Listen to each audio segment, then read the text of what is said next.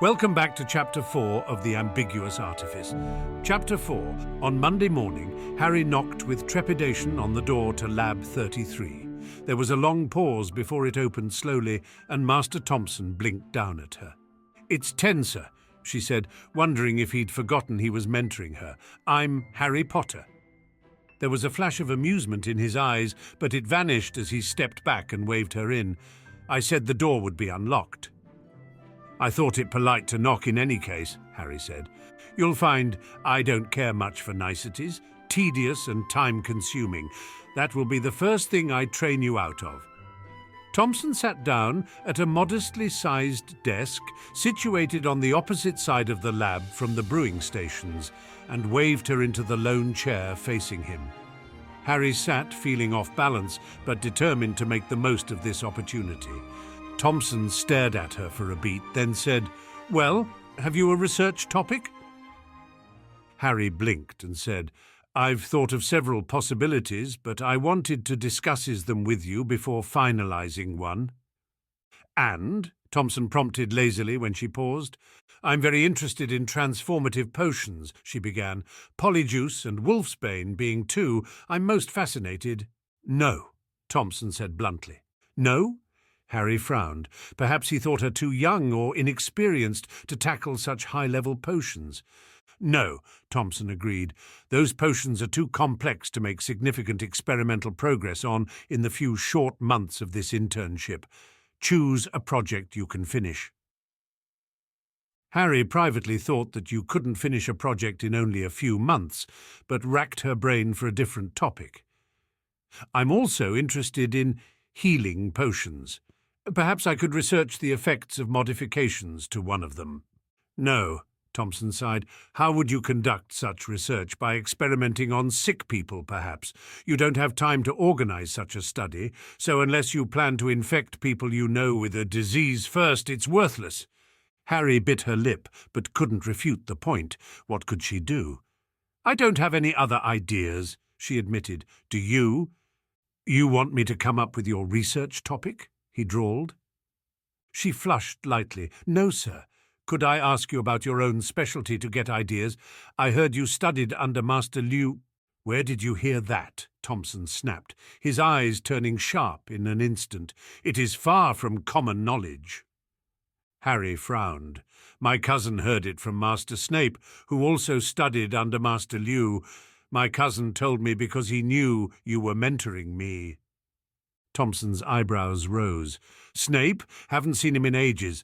Heard he has a new paper in the works, though. You know anything about that?"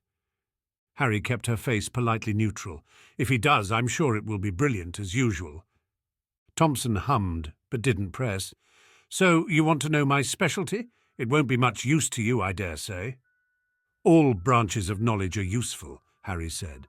"Some are just lesser known." "Truer words," Thompson muttered, his face relaxing into a bored expression once more. "Very well. My primary realm of inquiry is non-ingestibles, potions whose effects are visited on the environment, not people." "Like cleaning potions?" Harry hazarded. She hadn't studied many potions that weren't meant to be drunk or applied to humans, though she knew of their existence in household products. "Not exactly," Thompson smirked lazily. "I wouldn't worry about it. The point is, my field is rather limited and specialized. You'll want to do something else." She took in his lazy expression, almost too perfect to be sincere, his evasive answers and the lack of general knowledge she had about him, and several things clicked into place at once. "You study battle potions," she blurted. It made so much sense. Thompson blinked at her, seeming genuinely surprised, then his face twisted into a wary frown. "How on earth did you come to that conclusion?" "It's obvious," Harry said, smiling slightly. "I wondered why I've never read one of your papers. You don't publish any, because your research is protected by the Guild as dangerous information." "It is, as a matter of fact," Thompson scowled slightly at her. "My subject of research is itself rather confidential. Common knowledge will reveal only that I have an interest in occult branches of our art, which usually keeps the generalist snobs from poking around my research. You will not tell anyone your conclusions." Harry nodded in agreement, but said, "You ought to publish a paper about something occult, then, at least once. In English, too, as that is your mother tongue. The noticeable lack of publications makes you suspicious."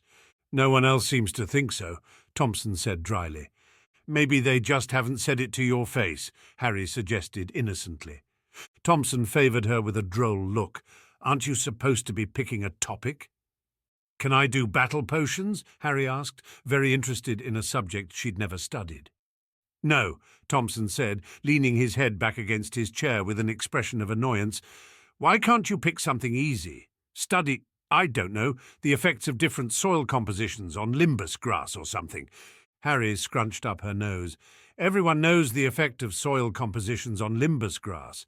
De Blanc did an extensive survey on the subject a few decades ago." "No one expects you to come up with original research," Thompson said. "It's an internship. You just have to do something not wrong, and the Guild will publish your project in the newsletter, and the PR will be good all around. Your actual topic doesn't matter that much." "It matters to me," Harry said, more sharply than she'd intended. "I'm not here to waste my time." "Just mine, apparently," Thompson muttered. Harry drew in a breath, then let it out slowly. "Forgive me, Master Thompson. It wasn't my intention to detain you. I'll return when I have a research plan." She got up and made for the door. Thompson sighed but didn't say anything as she let herself out and carefully shut the door behind her. She made her way through the Guild, silently fuming. How could he expect so little of her? Of course she wanted to do something meaningful, and she did have several ideas, all of which Thompson had rejected without even hearing them out. The least he could do was offer a direction or subject or anything. She was walking up the stairs when she heard brisk footsteps mounting the stairs behind her, so she moved to one side, but the person fell into place beside her. She looked over to see Lestrange's smirking face and groaned out loud. "What do you want?" she asked ungraciously, not in the mood to be polite. "So cold," Lestrange laughed cruelly. "What's wrong, ugly duckling? Master What's-His-Name not all you hoped for? Master Whitaker is wonderful. He spent all morning going over ideas for my project with me. We settled on Wolfsbane." Harry's head jerked involuntarily at that, which only made Lestrange laugh again. "Jealous? It is a rather prestigious topic. Cutting edge. What have you decided on? Going to develop a new prank potion?" Lestrange's too pretty face was absolutely horrid in its mocking amusement. "If I do, I hope you'll volunteer as a test subject," Harry bit out. "Good day, Lestrange." They had reached the entry hall, and Harry sped up as much as she dared to put some distance between them. Wolfsbane. Apparently Master Whitaker didn't think it too much of a challenge for an internship topic. She'd bet her favourite cauldron that Montmorency would let Casillas, she was not going to call him by his first name after he'd sabotaged her, research some sort of healing potion too. Was she going to be the only intern with a dull, or worse, useless topic? She wound her way through the alleys toward Cyprioth Court, even though it was not quite lunchtime yet. She needed a friend to talk to, and Leo was currently closer than Archie. Strangely, the common area in the Dancing Phoenix was completely empty, save for a lone mop called Ben by the regulars for no discernible reason, twirling lazily in the corner. She was early for lunch, but she'd never been to the Phoenix when there was no one at all around. Even Solemn was nowhere to be seen. She was about to leave when she heard a muted cheer and turned around, curious. It was coming from the kitchen, she thought, so she ducked behind the curtain that separated the serving staff from the customer's domain. There were a couple of lads tending to lunch preparations, but the majority of the kitchen staff were crowded around another door, which led to a back courtyard Harry hadn't known was there. They sent her curious looks as she wandered over, but obligingly made room for her. She looked out into the courtyard to see Leo and Marek faced off against one another, settled into semi-crouches and each brandishing weapons at the other. It was only the jeering grin on Marek's face that stopped Harry from pushing her way through the large crowd watching to try and put a stop to it. The fight wasn't serious then. A practice bout? Interested, she shifted slightly to get a better view. "Go on out," one of the cooks chuckled, pushing her toward the door. "You don't have to watch the soup like us." Harry smiled sheepishly, but made her way out into the private courtyard to watch the show. Both men were dressed in short breeches and nothing else, their tanned skin sweating slightly in the midday heat. Maric carried his wand in one hand and a long knife in the other, while Leo held a shorter knife that seemed to be made of crystal in addition to his own wand. They circled one another carefully, not breaking eye contact for a second. In a sudden movement, Leo darted forward. Maric didn't react, and Harry thought he was caught off guard until Leo aborted the movement just as quickly. It was a feint, though Harry didn't know how Maric had guessed it would be. Leo feinted several more times before turning mid-feint and lashing a kick toward Maric's left knee. Maric swung his left leg out of the way and up toward Leo's stomach, causing Leo to lean back slightly as his left hand stabbed his knife at Maric's calf.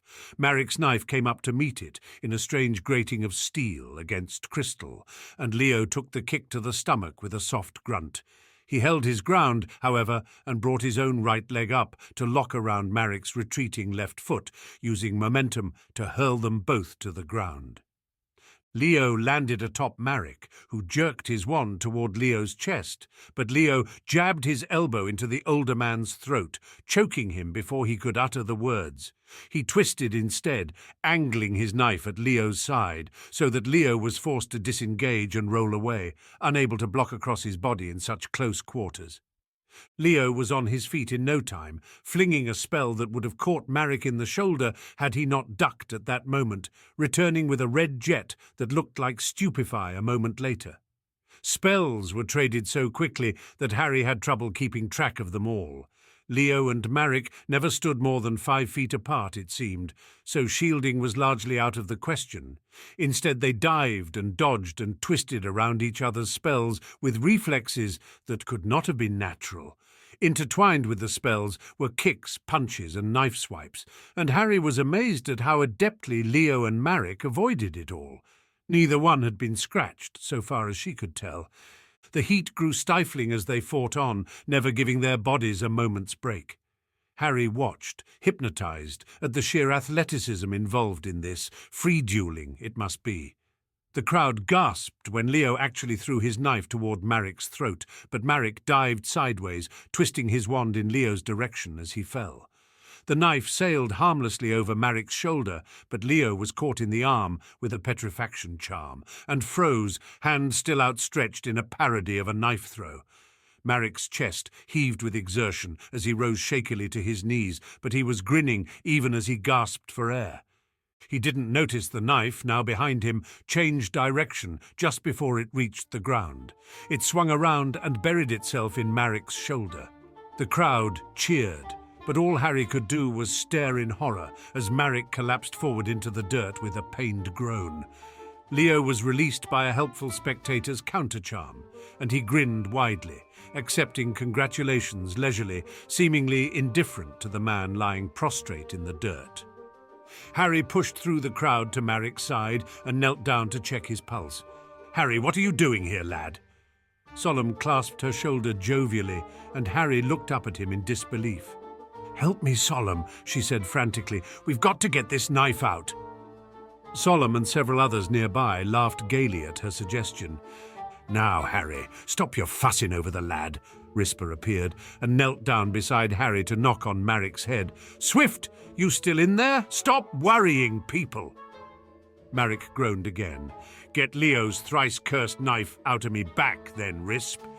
Harry blinked and felt her pulse begin to calm a bit. "He's okay." "Course he is," Solemn said, shaking his head. "His Majesty doesn't kill his subjects, no matter how hard-headed and foolhardy they are." "My head has to be hard to survive my king's underhanded treachery," Maric grumbled, hoisting himself up onto his knees. "You didn't think I was above stabbing my subjects in the back, did you, Swift?" Leo made his way over to examine the wound almost dispassionately. "Not too deep. Next time I'll do better." His hand swooped down and quickly removed the crystal knife, then took out his wand and cast a cleaning charm on it, polishing it against his breeches for good measure. Harry couldn't believe how casual they were all being about Maric's wound, which was now bleeding down his back. Were injuries so common in their daily life? She dug around in her bag until she found one of the blood replenishers she kept in her potions bag. She uncorked it and held it out to Marek to drink. He blinked at her in mild bewilderment, but drank it without complaint. Harry pulled out her wand, hesitant, but reasonably sure no one here would report her for underage use of magic. "Do you want me to heal it?" she asked. "Let him go see my ma," Leo said, shaking his head. "That's several blocks," Harry pointed out. "Maybe the pain will teach him not to challenge Leo again." Rispa rolled her painted eyes. "What is this, the 8th loss this year?" "7th, Marek grunted. "That one in March was definitely a tie." He reached back to finger the wound and grimaced at the blood that coated his fingers. "Let me heal it," Harry asked again, unable to stand the sight of her friend hurting when she knew how to fix it. Marek shrugged, then winced. "Go ahead, please." Harry moved to crouch behind him and let her left hand hover just over the wound, keeping her wand pointed steadily at it with her right hand. She stretched out her magic and forged the connection between her core and the wound carefully. She directed her magic into the wound, coaxing it gently in the cajoling way she found worked best when she practiced healing. She encouraged the flesh and nerve endings to knit together seamlessly, sending soothing waves of calming magic through the surrounding muscles simultaneously so that Marek's shoulders relaxed completely under her hands. A minute later the wound was healed and Harry stowed her wand again. "Nice work," Rispa said admiringly. "Very neat, not even a scar." "What?" Marek craned his neck over his shoulder in dismay. "No scar?" "You wanted a memento for your latest loss?" Solem guffawed. Marek sighed. "I suppose not. Thanks, Harry." Harry smiled and followed the crowd back through the kitchen and into the dining area for lunch. Leo snagged a seat between Rispa and Harry and threw his right arm around Harry's shoulder. "So, now that you're done nursing my fallen enemies, tell me what you thought. Was I great?" Harry rolled her eyes. "You're getting sweat on my brewing robes." "It's the juice of victory," Leo insisted, wrapping his hand around her right bicep and pulling her into his side. Harry pushed away from Leo's playful hold, wondering at the boisterous mood he was in, perhaps a result of the adrenaline left over from the fight. "So Marek challenged you for the kingship?" Harry asked, as Solem served up a meaty stew. "If he'd won, would he be king?" Leo nodded, seeming unconcerned. "It's a monstrously unsatisfying system, for the king at least. If he wins, he gets my position, but if I win, I get nothing for my troubles." "You get to stay king," Harry said.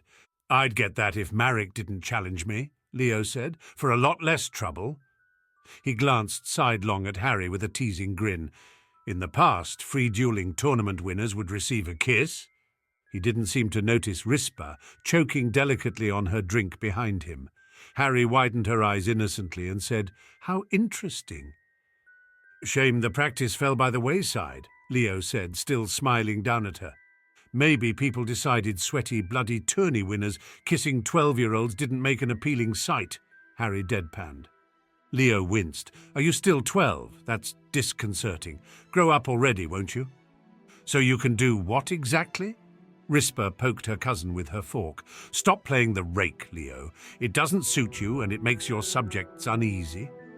"Everything makes my subjects uneasy," Leo shrugged, though he did stop angling glances at Harry as he ate. "How did your knife change direction like that?" Harry asked a moment later. Leo smirked, summoning charm. "You can do that while petrified?" Harry asked.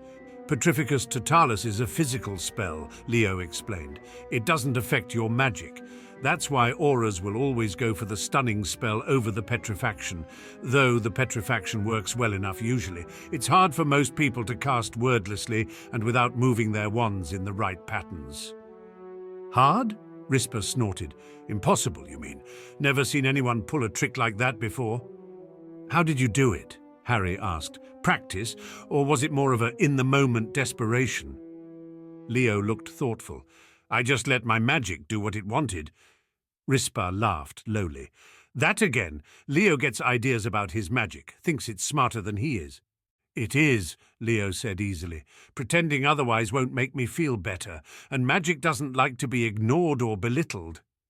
Rispa just shook her head, but Harry found herself drawn by Leo's account of his magic. How often had she said something similar about her own? I believe you, she told him. I think magic is more aware than people recognize. You say listening to it helps control it. Leo tilted his head at her. Can't say for anyone else, but listening works for me. Perhaps she would try that. It seemed there was a lot she could learn from Leo, not just about magic either. She could still see he and Marek dancing around death in her mind's eye. If she could have moved like that, the basilisk never would have even caught her. She would see Remus about taking her training up a notch. She spent the rest of the afternoon coming up with possible research topics, and by dinner time she thought she'd found a decently interesting one. Dinner was at Godric's Hollow that night, and it was once again Harry's turn to feed Addie. By the time she got Addie settled and stopped her squealing with a bottle, everyone else was well into their supper. She piled her plate but didn't start eating yet, toying with her fork instead. She was slightly nervous, but she took a breath and said, Dad, Sirius, Remus, I have kind of a favour to ask. The men paused in their eating and eyed her curiously. This is rare, Remus said. What do you need? I've found an idea for my potions project, she said, for this internship at the Guild. It's sort of based on one of your Marauder products, though, so I wanted to clear the idea with you. If it's successful, it might pose competition for your product. Sirius looked intrigued, while James looked simply bemused. I can't imagine we'll be upset, James said. Which product inspired you? The barrier button, Harry said. I'm interested in the idea of making a charm or spell more permanent, like the way the buttons are a kind of shield spell that was attached to an object. I want to look into imbuing spells like that into potions. Like the gift you helped me make for Draco last year, Archie piped up, the one that made him fly. Fly? Lily echoed, seeming startled out of her exhaustion for the first time all evening. You invented a potion for flight, Harry? Not really, Harry said quickly. It's more like a variation on the weightless draught that gives you a controlled hover charm centered on the drinker. It wouldn't be good for long-distance travel because it only lasts an hour, reliably. Even so, that's very impressive, Lily said. Sounds like fun too, Sirius said. You should sell it. We'll buy the rights from you if you like. Sure, Harry shook her head at their enthusiasm. But what do you think of my project idea? Is it okay to create a potion version of the barrier button? Go ahead, James said after sending conferring looks toward the others. Sounds like a great project. Good luck with it. Harry smiled. Thanks. Now all she had to do was propose the topic to Thompson. After dinner, she walked with Remus to the fireplace. Were you going to ask me something, or just hover anxiously until I flew away? He finally asked, holding the jar of flu powder in one hand. Harry said, I was wondering if you could teach me something new this week, if I was ready to start really learning to defend myself yet. Did something happen to you? Her uncle asked with gentle concern. No, she shook her head to emphasize her words. I saw a duel recently, and I was impressed by how well the participants controlled themselves and their magic. I thought, if I learned to defend myself better, maybe my magic would be easier to control. Well, there's a thought, Remus said consideringly. I wonder if there's a correlation between wizards' training in the dueling arts and the level of control they have over their magic. Could you start teaching me, for real? She pressed, feeling in her gut that this was something she needed to do. Remus thought it over, but in the end smiled down at her. You're in good enough shape, I suppose. The rest of the necessary muscles will only come with practice. Sure, Harry. Come by. Thursday evening and we'll get started. Harry thanked him and headed down to her lab to finalize the outline her research project would take. The next day, she knocked on Thompson's door at 8 in the morning, surprising an incredulous look on his face when she then proceeded to open the door without waiting for his permission and let herself in. Back so soon, he said lazily, the sarcasm positively dripping from his lips. I've got my research topic, Harry said. It's a really good idea, and you're not going to talk me out of it. Is that so? Thompson leaned back in his chair. Do tell. Harry took a deep breath, then launched into her explanation. I want to combine the idea you gave me for area effect potions with a type of potions I've already experimented in a bit, namely imbuing shaped magic into potions. My actual goal will be to invent a new potion entirely, but the focus of the research paper I write will be on the benefits of using shaped magic for imbuing, and how it can expand the uses of already known potions as well as give rise to new ones. Thompson frowned slowly at her. I've never heard of anything like that. That's why I think it's an important topic, Harry said. I've never read anything that seemed to refer to it either, but it seems to be an extremely useful aspect of conscious imbuing, so I want to do research to find out why it's not more commonly discussed. If my research pans out, I'll work on creating a new potion. Something useful, but not too complicated. Sounds interesting, Thompson said, shrugging slightly. I'm not sure imbuing shaped magic is a thing, but feel free to give it a go. At least it's original. Harry smiled brightly. Thank you, sir. I won't let you down. Just don't make up your results and we'll call it a win. Thompson shrugged. So, do you really need my help for anything, or did you just come in here to brag? Harry held in a sigh. I actually have a related question. How does one go about getting a new potion vetted by the Guild to make sure it's safe to distribute? That's a little premature, don't you think? Thompson said.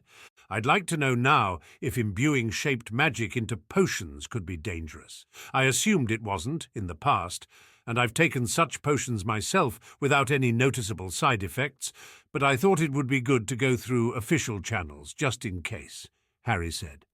She hadn't considered the flight potion she gave Draco to be a new potion, so she hadn't had it checked out other than a few personal tests.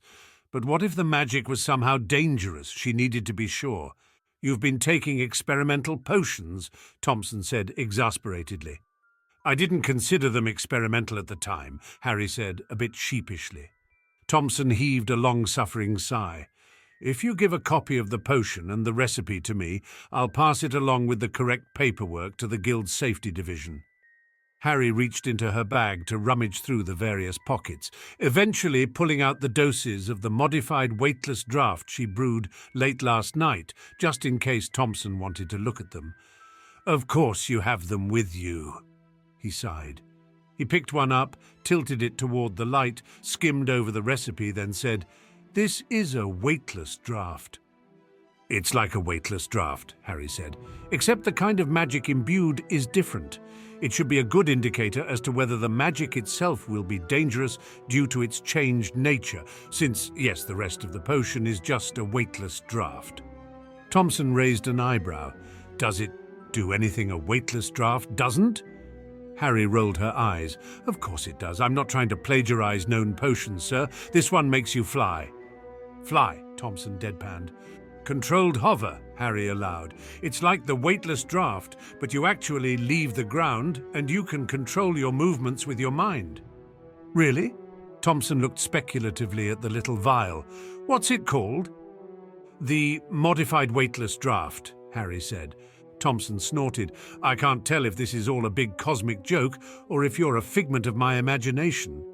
Do you think your imagination is that good? Harry asked. I think that's enough for today, Thompson said wearily. I'll pass this modified whatever along, and you get started on your ridiculously esoteric research project. When Harry hesitated, he pinned her with a look, unless there was anything else. Is Thompson your real name? She blurted. I beg your pardon. It's just, I thought maybe Thompson was a cover, since you were trying to keep your research low-key, Harry explained. It's almost suspiciously ordinary, so I thought maybe you'd publish papers under your real name at some point in time, and if so, I wanted to read a few— Get out, Potter, Master Thompson, if that was his name, groaned. Just go. That's not a no. The door to the lab banged noisily open, which Harry figured was her cue to go. She waved goodbye to her mentor, who made a great show of burying his head in his hands. I think he's starting to like me, she thought, suppressing a grin.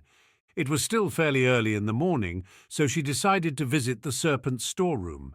She hadn't been to see Crate in a while, being busy with her internship, so she at least ought to make sure he wasn't replacing her with a new brewer. The alleys were busy, as they always were in the summer months, but she made her way easily onto Nocturne, weaving deftly around old ladies, selling fingernails and various unsavoury types in moth-eaten overcoats.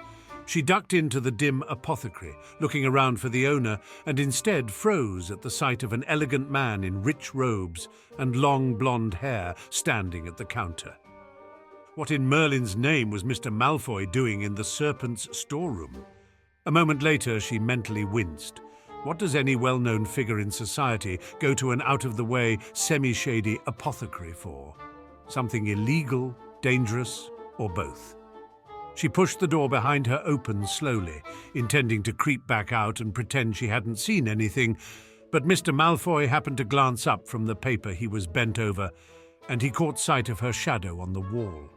He looked over sharply at her and drew himself up to his full height. "Why are you loitering there, boy?" He couldn't see her, she realized, with the sun glaring behind her. "No reason, sir. Sorry to bother you. I'll be going—" Harry. Crate had recognized her well enough, but she supposed he had good reason to think a kid coming in would be her, not anyone else. Mr. Malfoy had no such reason to think Rigel Black would be there. Come in, I'll be with you in a shake." She ducked her head as she entered the shop, but from Malfoy's sharp, indrawn breath it hadn't been enough. "Rigel, what are you doing here?" he said urgently, looking swiftly through the dirty shop window. "What is your father thinking, letting you wander this far south of the main alley?" She affected a confused but disinterested expression and cocked her head at the Malfoy patriarch. "Who—" "Rigel." Malfoy stopped, peered at her eyes and stepped closer. "You look remarkably similar to another boy I know, about your age." "That's interesting," Harry said, though her tone intimated it was anything but. "Who are you?" "That is none of your concern," Mr. Malfoy said, raising his chin haughtily. "Then I guess it's none of your concern who I look like," Harry said bluntly. She knew she was being rude, but the point was to seem un-Rigel-like. "Harry," Crate said exasperatedly. "Sorry, sir. Harry's a good employee, but sometimes the tongue runs away with a kid's manners." "And sometimes kids have more manners than adults," Harry rolled her eyes for good measure. "Least we don't talk about someone who's right there." "Why don't you go wait in the storeroom, Harry?" Crate said, exasperated.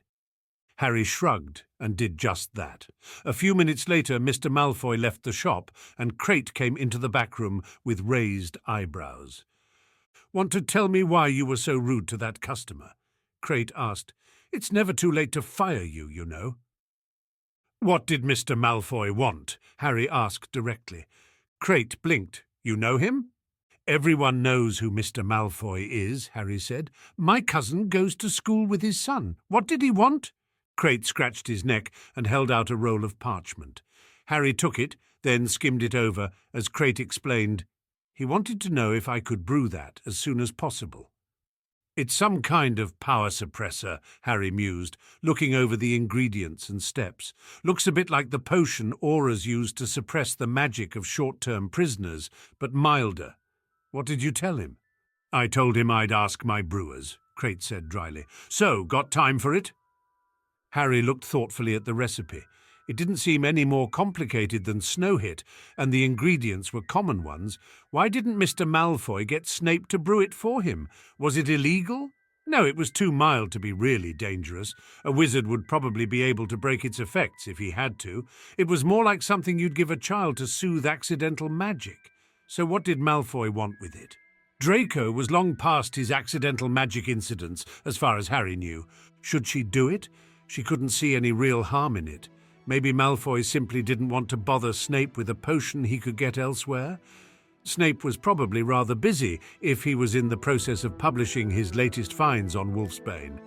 "I can brew this," Harry said. "I'll go do it now, in fact. I'll Mr. Malfoy that he can pick it up this afternoon." Crate nodded slowly. "Very well. He'll pay a good sum for it, I'd wager." "Don't overcharge him, Crate," Harry said. "He's a friend." "He didn't seem aware of that," Crate said.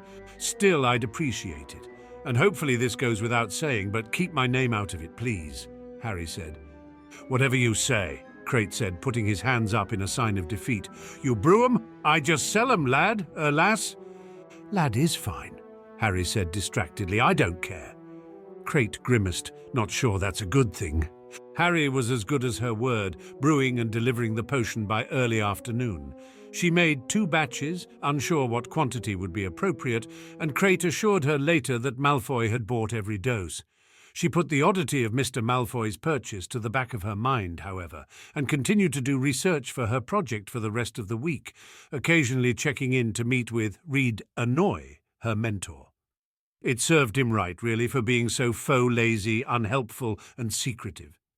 On Thursday evening, she flew to Remus's house before dinner and found he and Sirius warming up in the downstairs gym, on the mats that made up the sparring floor. "Hello, Sirius," Harry said. "Are you here to help Remus teach me?" "We're going to show you a practice duel," Sirius said, looking excited, "so you know generally what the art's about before you start." "Thanks a lot, Uncle Sirius," Harry said genuinely. Then she grinned a bit. "I promise not to think less of you if you lose." Sirius spluttered and Remus laughed heartily. "This just goes to show that children clearly know nothing about anything." Sirius sniffed. "I happen to be an amazing duelist." "Ing!" "I hear Remus is better," Harry shrugged, not sincere in the slightest. It was nice just joking around with her uncles, sometimes. "You must have heard that from Remus," Sirius pouted. "Just you watch. I'll be the one laughing in the end." Harry made a show of looking upwards. "I think you just gave fate an engraved invitation to your own undoing, Uncle Sirius. Good luck, though." Remus couldn't contain a snort of agreement as he set up the dueling barrier that would protect their surroundings from any stray spells. Sirius and Remus squared off on the sparring mats, a good 10 paces from one another, and bowed formally. Harry watched with interest as they sized each other up, both standing with knees slightly bent, but nowhere near the half-crouch that Leo and Marek had fought in. Remus began the duel with a quick stunner, which Sirius easily countered, but from there the curses got a lot more interesting. She recognized a jelly-leg jinx and a curse that turned the victim's hair pink for 12 days, but most of the curses were said too quietly for her to hear and blocked too quickly for her to see their effects. The exchange was rapid, but Harry was struck by just how much of it was an exchange. They almost seemed to take it in turns, casting and blocking, then casting and blocking again. She wondered if this was some kind of dueling etiquette, or for her benefit, so she could see each move clearly. She also noticed that the two kept the distance of 10 or so paces between them about constant throughout the duel. When one gained a bit of ground, the other gave it, and vice versa. They never came close enough for physical contact, so none of the spells were ever fired point blank. Perhaps because of this, there wasn't much dodging going on. As one cast a curse, the other would cast something else to block it, a shield or a counter curse. As the hexes and jinxes got more elaborate, their methods of counter became more specialized too, and most of the magic being performed was stuff she'd never seen before, as opposed to Marek and Leo's fight, where she'd recognized almost every spell thrown. Remus cast a mirror shield at one point, which bounced Sirius's own curse back at him, forcing him to deal with it, and the hex Remus sent right after it. He caught the first, but the second got him square in the chest. He immediately began laughing, bent double and gasping for breath. It was short word for Remus to summon his wand, as Sirius couldn't stop laughing long enough to even protest, much less negate the spell. Remus undid both his hex and the barrier spell, and Harry walked over to join them as they drank deeply from water bottles on the side of the mats.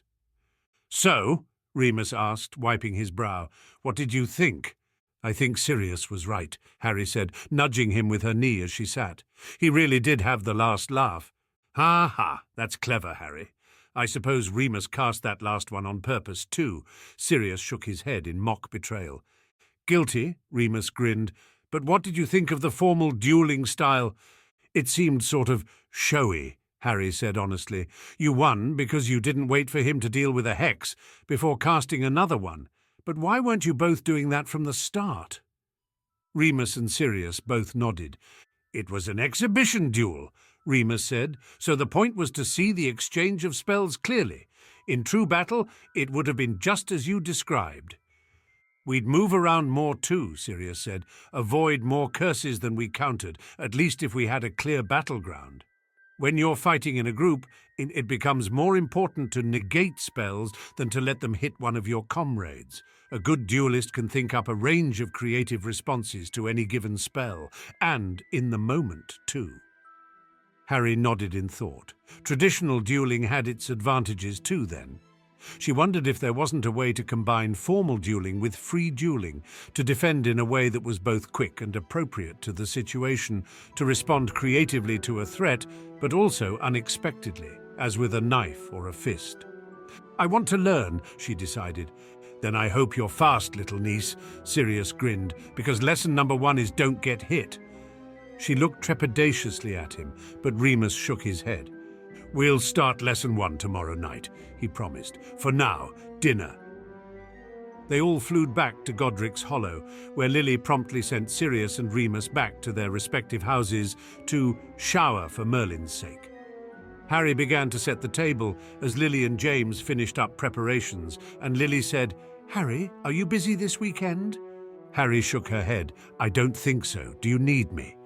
Lily nodded. I promised Alice I'd meet her for tea on Saturday, but your father told Sirius they could go to Zonko's to renegotiate a few terms of their contract that afternoon. Can you watch Addie for us for a few hours? Harry was tempted to say no, but really, how could she? Of course, Mum, she said, trying not to imagine what a few hours of constant crying was going to be like. Could babies even cry that long without stopping? Probably Addie could, from what Harry had seen. It'll be fine, Harry, Lily said, sensing her hesitance. Addie just needs to get used to you. You're probably right, Harry said, though inwardly she did not think it was going to be fine. Not at all. Friday morning found her making use of the guild library to search for references and precursors to her project. Unfortunately, she wasn't the only one. Lestrange, who had been sending her gloating looks whenever they passed in the guild halls, was also in the library researching. The trouble was, he didn't seem to be at all focused on his own research. Every 5 minutes or so, she felt eyes on her as she worked, and though she did her best to ignore him, being silently watched grated on her nerves the longer it went on. When he finally said Potter, her patience was already worn thin. What? She snapped, reshelving a book she'd been perusing in a single sharp gesture. Lestrange's face morphed into a sneer so fast you'd think it was his default setting. You know a werewolf? Harry's eyelid twitched. Is that an accusation? She'd already known he knew about Remus's condition. His words at the New Year Gala had made that clear enough. Why would he want to rub it in now? I need information on specific werewolves, Lestrange gritted out, for my research. That didn't do anything to help Harry's mood. She'd almost forgotten he'd been allowed to study wolfsbane when she wasn't. She scowled harder. Good for you. He smirked as though he knew exactly why she was irritated. Don't be jealous. It's not my fault your master doesn't have much confidence in your abilities. It's a shame, really. Master Whittaker has been so accommodating to my own ambitions. She focused all her willpower on convincing her magic that no matter how angry she was, Lestrange was not a threat. Not a threat, not a threat, Merlin. But she hated that look on his face. Anyway, I need data, Lestrange went on blithely. Subject's age, sex, date infected, severity of transformations, years spent taking wolfsbane, if any, noticeable side effects on the body, but most importantly, on the subject's magical... Harry wasn't getting her magic under control. It was boiling and hissing in her veins, and she literally couldn't stand listening to him go on about his project for one more second. She tucked the book she was borrowing into her bag and strode toward the doors. And, hey, wait, Lestrange called. She left the library thinking it would about serve Lestrange right if he couldn't get the information he needed to complete his project. Smug jerk. The book she'd taken from the guild library was a rare tome on the use of stones in potion making. Her theory was that imbuing shaped magic was quite similar to using different kinds of stones in potions, in that the kind of magic added wasn't precisely free magic. She was curious to see how far potioneers had experimented with stones, and whether anyone had connected the practice of using stones to shape the magic added to a potion with actively shaping the magic the potioneer imbued himself. Surely the two methods couldn't be so different. She wanted to know how stones had been used to expand the uses of known potions, for surely she was not the first to think of adding properties to the magic of a potion itself, rather than adding ingredients that changed the properties of the potion indirectly. Her working hypothesis was that adding stones with symbiotic magic would enhance a potion's effects, but she wondered what adding a stone with properties that didn't complement the potion would do. Would there be mixed effects, or would the potion's effects be tempered, or even negated? She also wanted to know if anyone had created a potion that didn't have any properties, specifically for use with stones or other kinds of imbued magic. If not, she would have to invent that herself, though in theory it wouldn't be too difficult because she wouldn't be trying to get the potion to do anything, just the opposite. It certainly bore more in-depth research. By the time she left the guild, she had almost forgotten the smug, gloating look on Lestrange's face. Well, let him goat.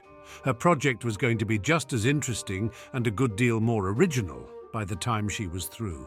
Harry dove out of the way just as a stinging hex hit the mat where she'd been standing a moment before. "That was way below the belt, Uncle Remus," Harry complained, pushing to her knees only to roll to the side as yet another hex whooshed toward her ear. "Tired already, Harry? This was your idea," Remus said, forcing her to abort her roll and twist to the side to prevent herself from colliding with a cleverly aimed hex. She managed to stand up before Remus cast again and dodged 3 more stinging hexes by weaving on her feet. Then Remus's eyes moved one way and his wand moved another. Harry hesitated too long in picking a direction, and Remus's hex hit her thigh before she leapt away. "Ow!" she hissed. "What's that?" Remus called mockingly from across the practice arena.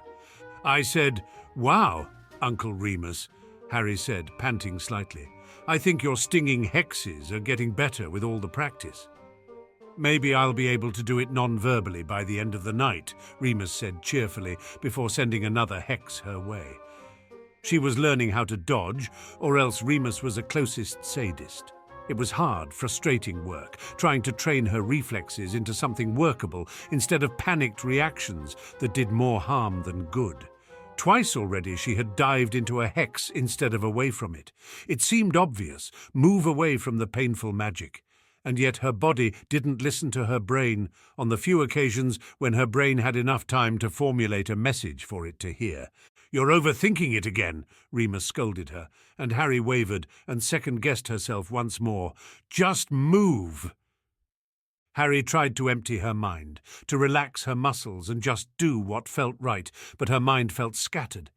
Maybe it was the enclosed space, maybe it was that she felt foolish jumping around like a grasshopper as Remus lazily tossed hexes her way, or maybe it was that half of her attention was spent on making sure her magic didn't react and her body did. It wanted to defend her or to attack the source of her difficulties, but the point of the exercise was to hone her body, not her magic, to help her practice avoiding danger instead of simply reacting to it. Magic, Remus had explained, didn't always need to be wasted on minor threats. Dodging was efficient and effective, and so dodging she would learn, but it was so frustrating. "We're picking up the pace a bit," Remus warned. "Don't think, just react." Harry chanted it to herself as she began moving faster. "Don't think, just react." The spells came closer together, not letting her get very far at all before forcing her to change directions. She pivoted, ducked, jumped and spun in a dizzying, exhausting dance. Her muscles protested, her lungs felt close to revolting, and her vision narrowed to Remus, his hexes and her body. She couldn't even hear him casting as her focus zeroed in. "Don't think, just react." The sweat was dripping down her spine, her stomach cramping as she used her abdominal muscles again and again to arrest her momentum and redirect it. She leapt over a hex aimed at her feet, but when she touched down, she slipped on a sweaty spot and went down hard on the mat. She snapped her head up in time to see one last stinging hex come barreling down toward her face and flinched, bracing herself for the sharp pain, knowing she didn't have time to scramble aside this time. The sting never came. She opened her eyes to see the too familiar red of the Despaco shield colouring the air before her face. Through it, she saw Remus frowning as he lowered his wand. "Harry?" he asked, approaching her slowly. "Sorry," she gasped, forcing her shaking limbs to move until she was on her knees, at least 1 second. She reached for her magic in between pants, asking it to stand down, to stop powering the shield. That's what happens when I really act without thinking, she thought dejectedly. Was she never going to be able to control this? Was that a Despaco shield, Harry?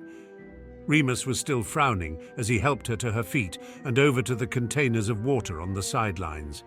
"How did you cast it silently? Didn't you leave your wand with your shoes?" "Yes, sorry," Harry said, very embarrassed. "I swear I didn't mean to. My magic just does that sometimes. I mean, not just any time, obviously. When it thinks I'm being threatened. I did try to control it, Remus. I'll do better next time." Remus shook his head slowly. "That's a dangerous shield. Where did you learn it?" "Nowhere," Harry said, wincing. "My magic just takes on that form when it thinks I'm in danger. I didn't even know what it was until Professor—" She bit her tongue before saying Dumbledore. "Well, anyway, I didn't really learn it," she finished awkwardly.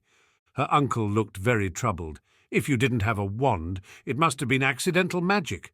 You're almost 13, though. Usually that sort of thing stops long before a wizard's core finishes maturing." "Are you sure you never saw anyone using that spell?" he pressed. "Did Lily show it to you?" "Mum?" Harry shook her head bewilderedly. "Never. Why would she—" Remus hesitated but said, "I think you should talk to your mother about the problems you've been having with your magic. She might be able to help." Harry thought that was odd. Surely James would be a better help with his aura training, but she told Remus that she would. "Very well," Remus said bracingly. "You did just fine today, Harry, just fine. If we do this often enough, your body will learn to move without you telling it to." "How often is that?" Harry joked, stretching her sore limbs carefully. "As often as it takes," Remus said, amused. "Once you can dodge my fastest spellcasting, we'll get your father down here to have a go. If you think I'm quick, it's nothing to what a decade's fieldwork as an aura will produce." They parted to shower and get changed before dinner, Harry turning over Remus's suggestion in her head. Why would her mother be able to help her with her magic more than Remus could? She was a talented witch, but not an expert in accidental magic as far as Harry knew. When she looked at her mother's tired, determinedly upbeat expression at dinner that night, however, she couldn't bring herself to bring it up. Why bother Lily with her own troubles when her mother already had so much on her plate between Addie and work and everything else? She'd bring it up some other time, when Lily didn't look so worn out. Saturday found Harry walking up the stairs from her basement lab like one mounting the executioner's platform. It was nearing 1 in the afternoon, which meant Lily would be leaving for tea with Lady Longbottom soon. Addie would be staying with Harry. Harry found her mother burping a gurgling Addie in the kitchen. "There you are," Lily smiled. "I was just going to call you. She's just had a bottle, so you shouldn't have to feed her before I get back. If she gets fussy—" Harry silently thought that to be a distinct possibility. "Check to see if she's soiled herself. The fresh nappies are in the cupboard." "I know, Mum," Harry said, smiling slightly. "Just because Addie doesn't like me doesn't mean I don't pay attention. I'll change her if she gets soggy, and I won't let her play with knives. Don't worry." Lily shrugged self-deprecatingly. "I'm not worried. I just don't want to forget anything.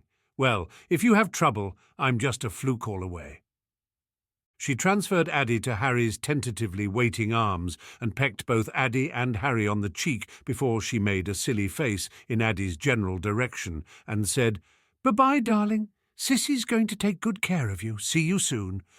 Lily flew to the Longbottoms, and Harry held Addie up in front of her face consideringly. "Hi," she said. "You don't know me very well, but I'm your big sister, Harry." Addie's face slowly screwed up into a heartbreakingly upset expression, tiny tears bursting from the corner of her eyes without warning as her little vocal cords started emitting distressed whimpers. Harry hurriedly clasped Addie to her chest, rocking in place as she'd seen James do over and over to soothe the child. "Shh, it's okay, don't cry, please." Addie began to wail, a thin, gasping sound that racked her tiny frame alarmingly. It built up into a stronger cry even as Harry patted her back and hummed a frantic lullaby under her breath.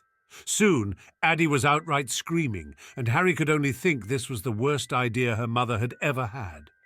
She took Addie into the nursery and quickly set her down into a baby-sized chair that had a colourful mobile attached to the top of it. Harry buckled Addie in for good measure, then stepped back, tilting her head to consider the crying child.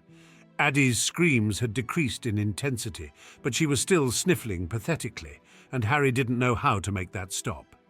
She'd already been fed, so she couldn't just stick a bottle in her mouth. She tapped the mobile to activate the revolving charm, and was gratified to note that Addie paused in her crying to state curiously at the moving bees and flowers hovering over her head. Harry settled into a crisscross position across from Addie's chair, watching the baby watch the spinning toys, not sure what she would do if Addie started crying again. She noticed one of Addie's little socks had come off, but when she looked around, she didn't see it lying around. Maybe it had fallen in the kitchen. She probably shouldn't leave Addie alone to go look for it, but what if her foot got cold? She debated with herself for a moment, then reached out to cup her hand over Addie's pink, wrinkly foot. She asked her magic for a gentle warming charm and felt the soft heat flow easily into Addie's skin. When she looked up, Addie's eyes were fixed unblinkingly on her. Harry took her hand away, and Addie's eyes scrunched unhappily. She put her hand back on Addie's foot, but her sister didn't look any more pleased and started sniffling again. Cautiously, Harry sent another gentle warming charm up Addie's leg. Addie sneezed, then gurgled happily. Her blue eyes looked at Harry almost adoringly, and her mouth parted in a big toothless grin. Harry felt her own mouth part in complete astonishment. "Addie," she said, moving her hand up to stroke the baby's soft cheek. She let a warming charm float across the baby's skin and was rewarded with another happy giggle. "So you like magic, huh?" Harry smiled down at the infant. "That makes one of us. Want to see some more?" Taking Addie's rapt gaze to be a kind of assent, Harry summoned a small ball from the nursery's toy box. She held it up for Addie to see, then turned it blue with a tug at her magical core. She turned it green, red and yellow, but Addie didn't smile, merely watched it happen, a bit perplexed. Defeated, Harry looked down at the ball in confusion. Wasn't it her magic that made Addie happy? The truth hit her suddenly. It wasn't just magic, it was the feeling she liked. Harry tugged Addie's hand forward to rest on top of the ball and asked her magic to warm the ball with her other hand. When the ball heated up, Addie hit it excitedly with her hand. Harry turned it cold a moment later, and Addie shrieked with laughter, smacking at the ball until Harry made it warm again, then giggling again. Harry kept at it, laughing herself every time Addie did something particularly adorable. She could see why people liked babies so much now. They were cute when they weren't screaming, and it felt good to make them happy. An hour later, with only a small interruption in their game to change Addie's soiled nappy, Lily found them in the same position, both staring at the little ball and smiling delightedly. "She likes you," Lily exclaimed, clapping her hands at the sight. Harry turned and beamed up at her mum. "She does. Well, not me, really. She likes my magic." A look of discomfiture flitted briefly across Lily's face, and Harry hastened to reassure her. "I didn't do anything dangerous around her. I've just been using warming and cooling charms on this ball over and over again. She thinks it's a blast." Lily smiled. "Yes, babies are often soothed by the feeling of magic. It's why mothers are encouraged to hold their newborns as much as possible. The mother's aura is instinctively soothing to the child because some of the mother's magic goes into forming the baby's magical core in the womb, so the baby recognizes it. Eventually, The infant comes to recognize other auras as well, the fathers, of course, and other people who are around often enough. I knew she'd get used to you eventually, Harry." Harry stared at Lily, a sudden suspicion hitting her.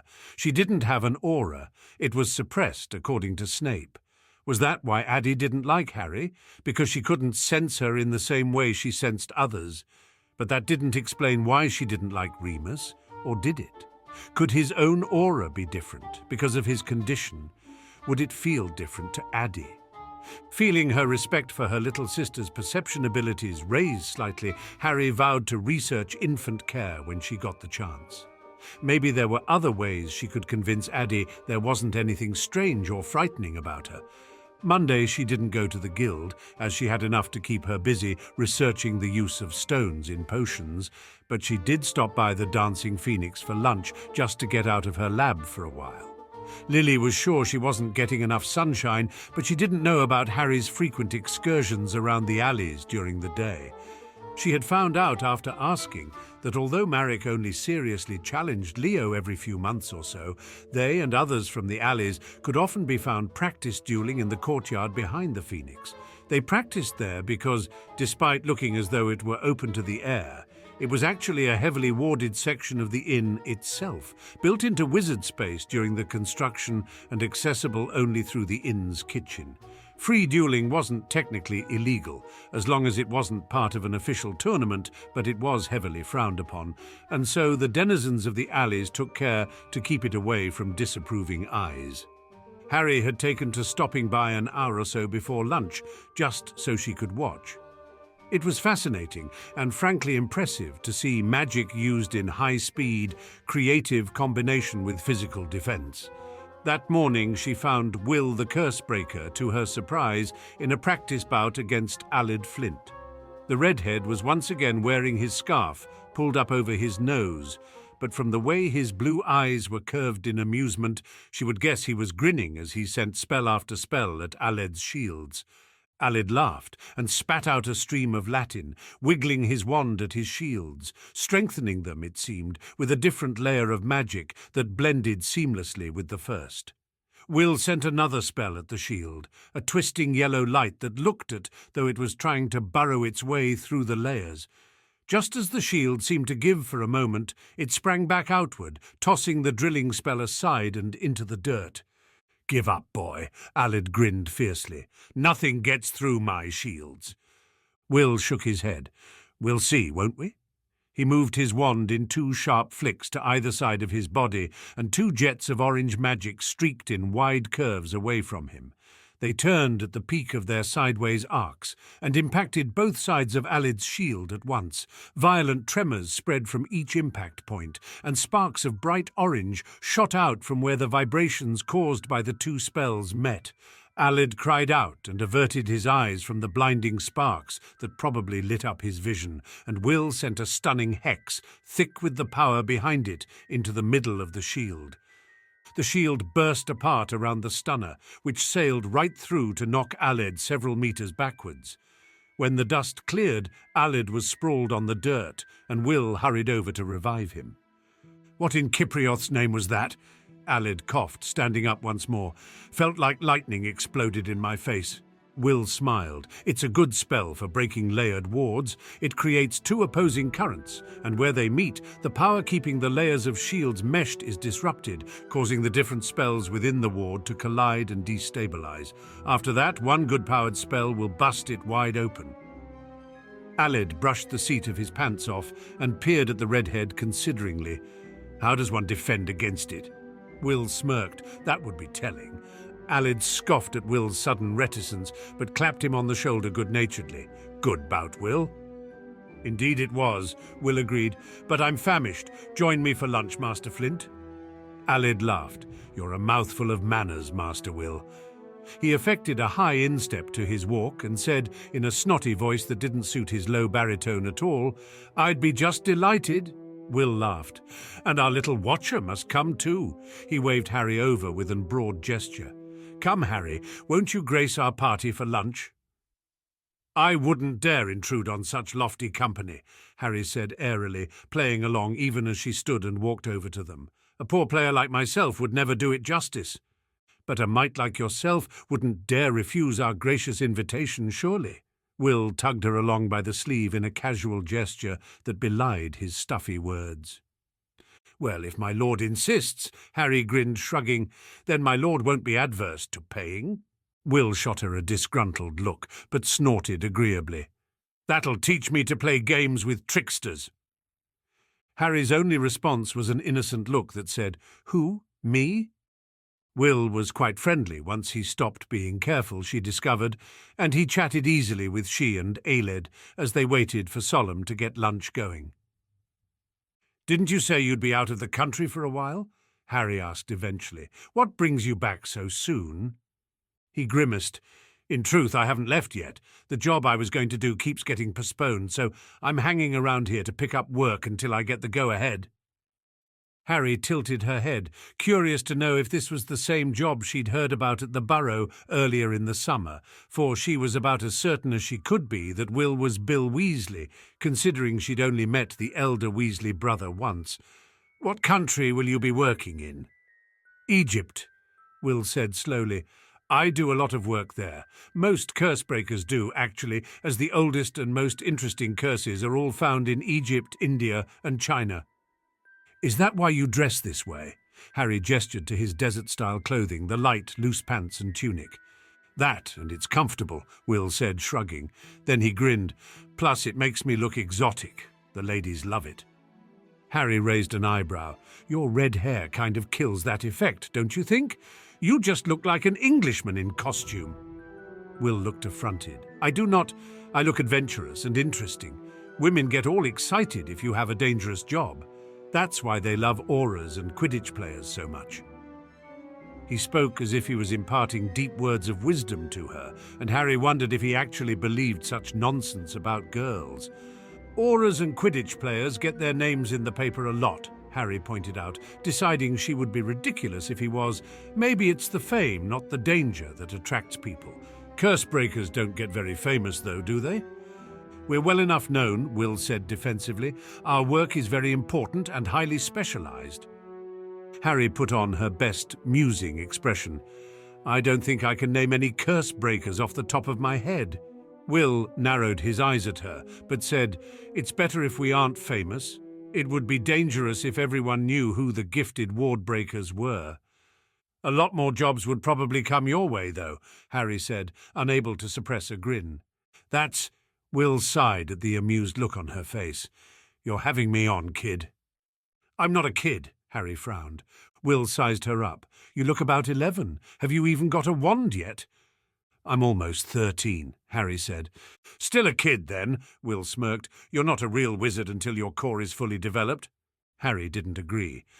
"Anyone who holds a wand is a real wizard. An 11-year-old can kill with one as easily as a 13-year-old can." "Killed many wizards, have you?" Alid put in gruffly, clearly dismissive. "I'm not saying I have," Harry said. "I just think magic is powerful and shouldn't be dismissed just because of the age of its bearer." Will looked at her consideringly, then nodded his head slowly. "Perhaps you're right. You have to admit there's a big difference between a wizard before his 13th birthday and one after, though." Harry only shrugged. "I haven't had my 13th birthday, so I wouldn't know. I respect my magic, though, no matter that it isn't considered fully matured yet." "Enough word-mincing," Alid said. "I want to know that lightning spell you used on me." Will grinned again. "I really shouldn't. You could put me out of business if I taught you all my tricks." Seeing he wasn't outright refusing, and quite curious herself, Harry chimed in. "It's just one trick. It looks hard anyway. We might not even be able to reproduce it. We just want to see it explained." She wasn't being entirely truthful. If she could, she absolutely wanted to learn that spell. It looked dead useful. From the look in Alid's eyes, he agreed. "And we're not going into curse breaking any time soon, are we, Harry?" Alid said easily. Harry shook her head. "Better money in potion brewing. More fame too," she added, just to see Will grimace. He didn't grimace, though, but looked interestedly at her. "You want to be a potioneer?" "He is a potioneer," Alid laughed shortly. "Haven't you heard what Harry does around here? He works for Crate." "He's 12, Will blinked. I'm right here, Harry reminded him. You're 12, Will told her, not old enough to work. Technically, there is no legal age requirement for work in magical Britain, Harry informed him. People hire based on skill, not age. I could take aging potions every day if I wanted to, and it wouldn't change my skill or experience. Will looked unconvinced, but shrugged. I suppose if it's what you want, you still go to school, don't you? Harry smiled. Of course, I'm not going to work for Crate forever, but you've changed the subject. Are you going to show us the spell or not? The redhead sighed. After lunch?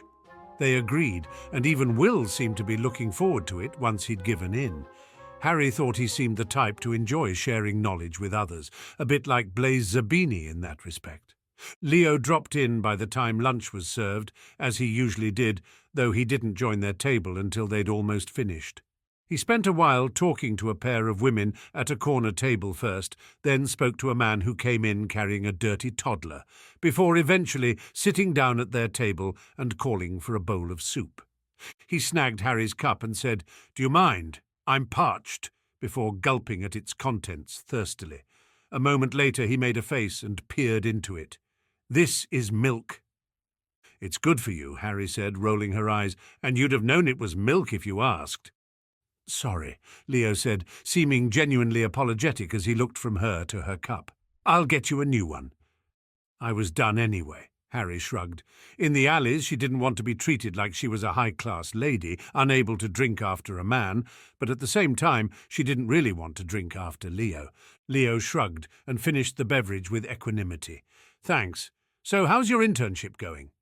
"Well," Harry said, "I'm still in the research phase, but I think the final project will be interesting." "What's your topic?" Leo asked. "Experimental methods of imbuing," Harry said. "I think it has a lot of potential for innovation in the field." "You weren't kidding about being a brewer," Will said, laughing self-deprecatingly. "What is the world coming to when 12-year-olds are the innovators in their field?" "Makes you feel old, don't it?" Alid chuckled. Harry's going to change the world." Harry grinned, flushing slightly with pleasure. It was nice to have people believe in you, even if they were poking fun at you, too.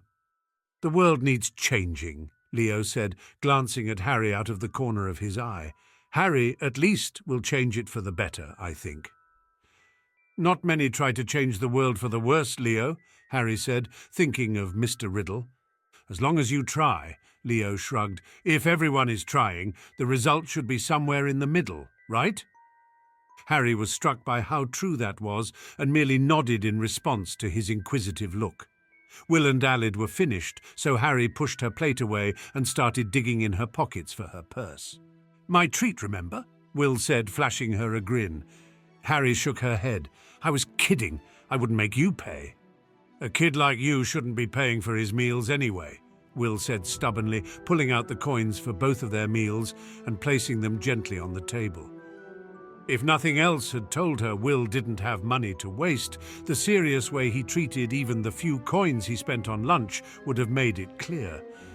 Harry felt doubly guilty for accidentally freeloading off of him and promised silently to pay him back when he wasn't looking. "I told you, I'm not a kid," Harry said, standing from the table. "Next time, I'll pay."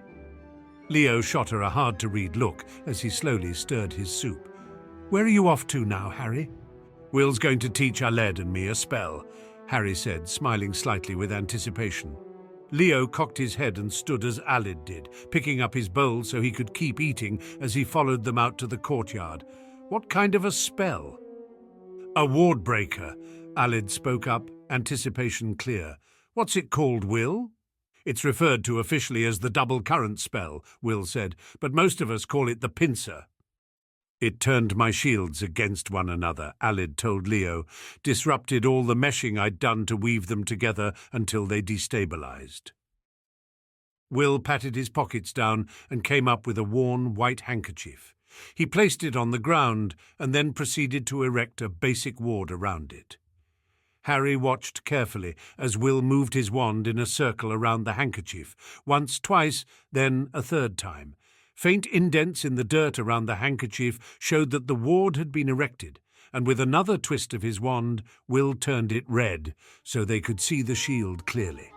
"The incantation is Fulgur Flumen," he said, repeating it twice more while Aled and Harry tried to imitate his inflection. "The wand movement is 2 quick sweeps at chest height to either side of your body, like so, not too broad," he demonstrated by moving his wand quickly back and forth before his chest. Harry pulled out her wand and imitated the back and forth flick several times before trying to combine it with the words. She said them a few times, moving her wand back and forth until she felt the movement was in sync with the incantation. At this point she paused and took a moment to wrap her will around what she wanted to accomplish. She envisioned the twin arcs of orange light she remembered, the way they would turn and bore into the sides of the shield. "I want to disrupt it," she thought to her magic. "Help me cast this spell to disrupt that shield." She felt the magic stir a bit impatiently. Perhaps it didn't enjoy languishing so much during the summer months. Harry bound her will to her magic and moved her wand sharply, saying the words aloud, this time with intention. At the end of each sweep flick, a jet of orange flew from her wand.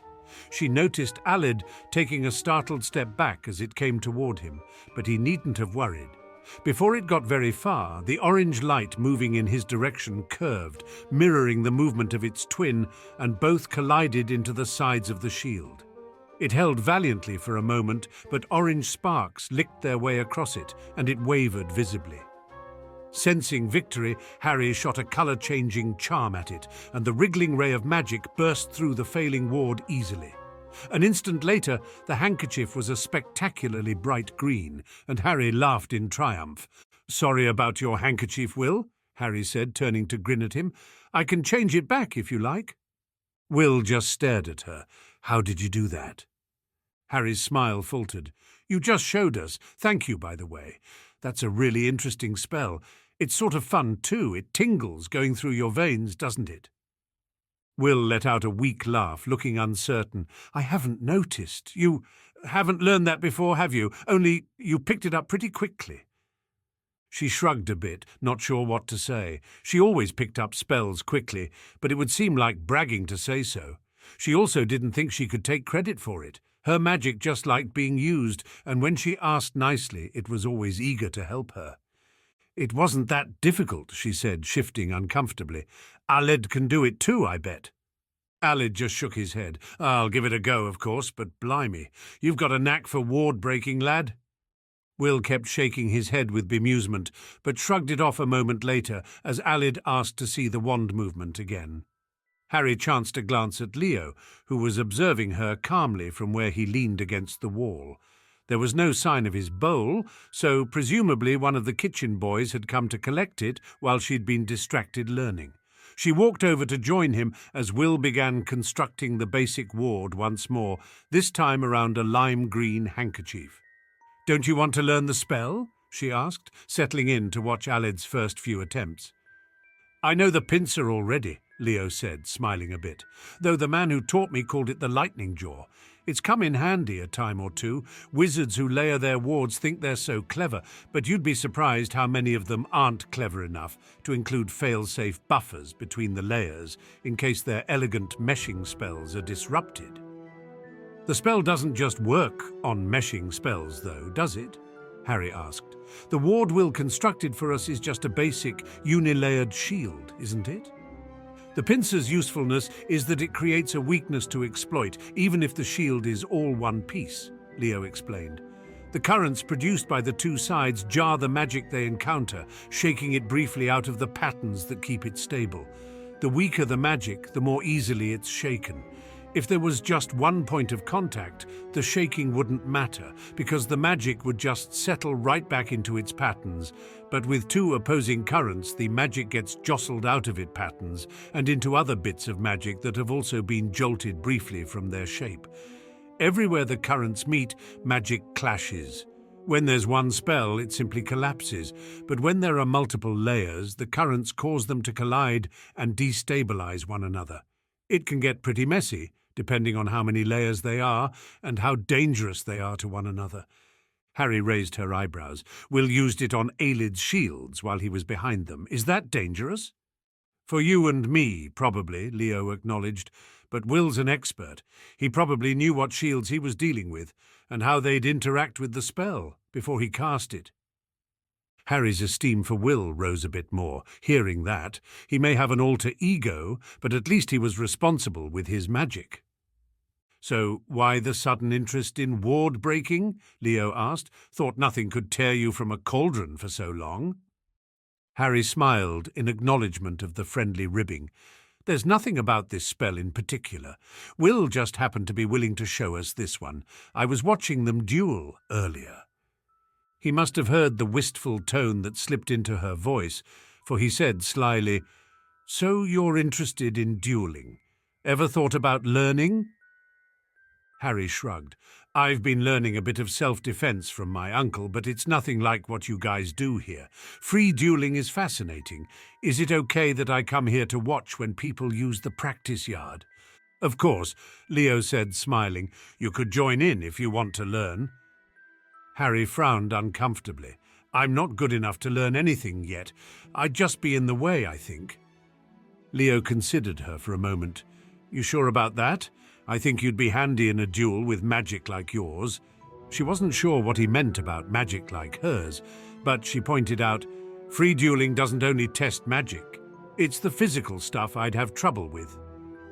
Leo eyed her gangly frame with a grin. "Because you're small for your age?"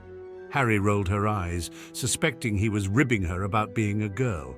"Because I don't know how to fight physically and I don't fancy learning on the fly." "Phew. I could teach you the basics," Leo said, his tone changing from teasing to coaxing in an instant. "No offense to your uncle, but I can show you a few tricks you won't see in any formal duel."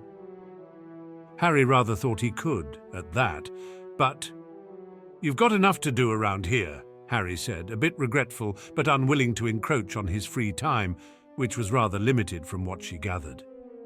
"You can never have too much to do," Leo said easily. "Come on, Harry, let me teach you how to throw a punch at least." Harry snorted softly. "I know how to throw a punch." James had seen to that, practically the moment he'd noticed her hair getting long. "I'd rather learn how to avoid one." "I can teach you that too," Leo said. "You might as well, if you're going to show up here anyway to watch." "I really don't want to impose on our friendship," Harry said again. "You do so much for me already, it feels unequal." "What do I do for you?" Leo raised an eyebrow. "You don't brew much for crate these days, so I can't help with the crates." "You helped me get furnishings for my place," Harry said lowly, glancing over to make sure Will and Alid were still preoccupied. "That was in payment for a debt of stupidity I owed you," Leo grimaced, not liking the reminder, apparently. "Tell you what, you want to trade?" "Yes," Harry nodded. She felt good about trading favors. Maybe she'd spent too much time in Slytherin House, but it felt more comfortable and straightforward than letting Leo one-sidedly help her until she found a way to pay him back for things. Leo took a moment to think, then grinned. "Come with me to see my ma this weekend." "Mrs. Hurst?" Harry tilted her head. "I'd love to. How would that be a favor to you, though?" "She interrogates me about you all the time," Leo huffed a laugh. "If I bring you home with me, she'll have to lay off me for a night." Harry blinked. "You want me to come to your house? I could just swing by the clinic, couldn't I?" Leo's eyelids lowered as he considered her. "You don't want to have dinner with my family and me." "I don't want to intrude," Harry said carefully. "And I'm sort of interning at your father's guild, in case you've forgotten. If anyone finds out he had me over to dinner, it'll look even more like he played favorites to get me a spot." "Don't let anyone know," Leo shrugged. "Are you really worried about what anyone else thinks? Once they see your work, the doubters will either quiet down or risk looking like fools." Harry nodded slowly. "All right, if it's agreeable to your parents, I tentatively accept. I have to ask my parents too, but I don't think they'll mind." "I forget you have parents sometimes," Leo said thoughtfully. "They can come too if they want." Harry blanched. "That's not funny." "Who's joking?" Leo said seriously. "My parents will probably extend the invitation to them anyway, now that I think about it." "Maybe this isn't a good idea," Harry said, trying not to imagine her parents and Mrs. Hurst and Leo all in one room. What if they traded information about her? Relax, Leo said, reaching over to ruffle her hair, as if to physically brush the worry off of her.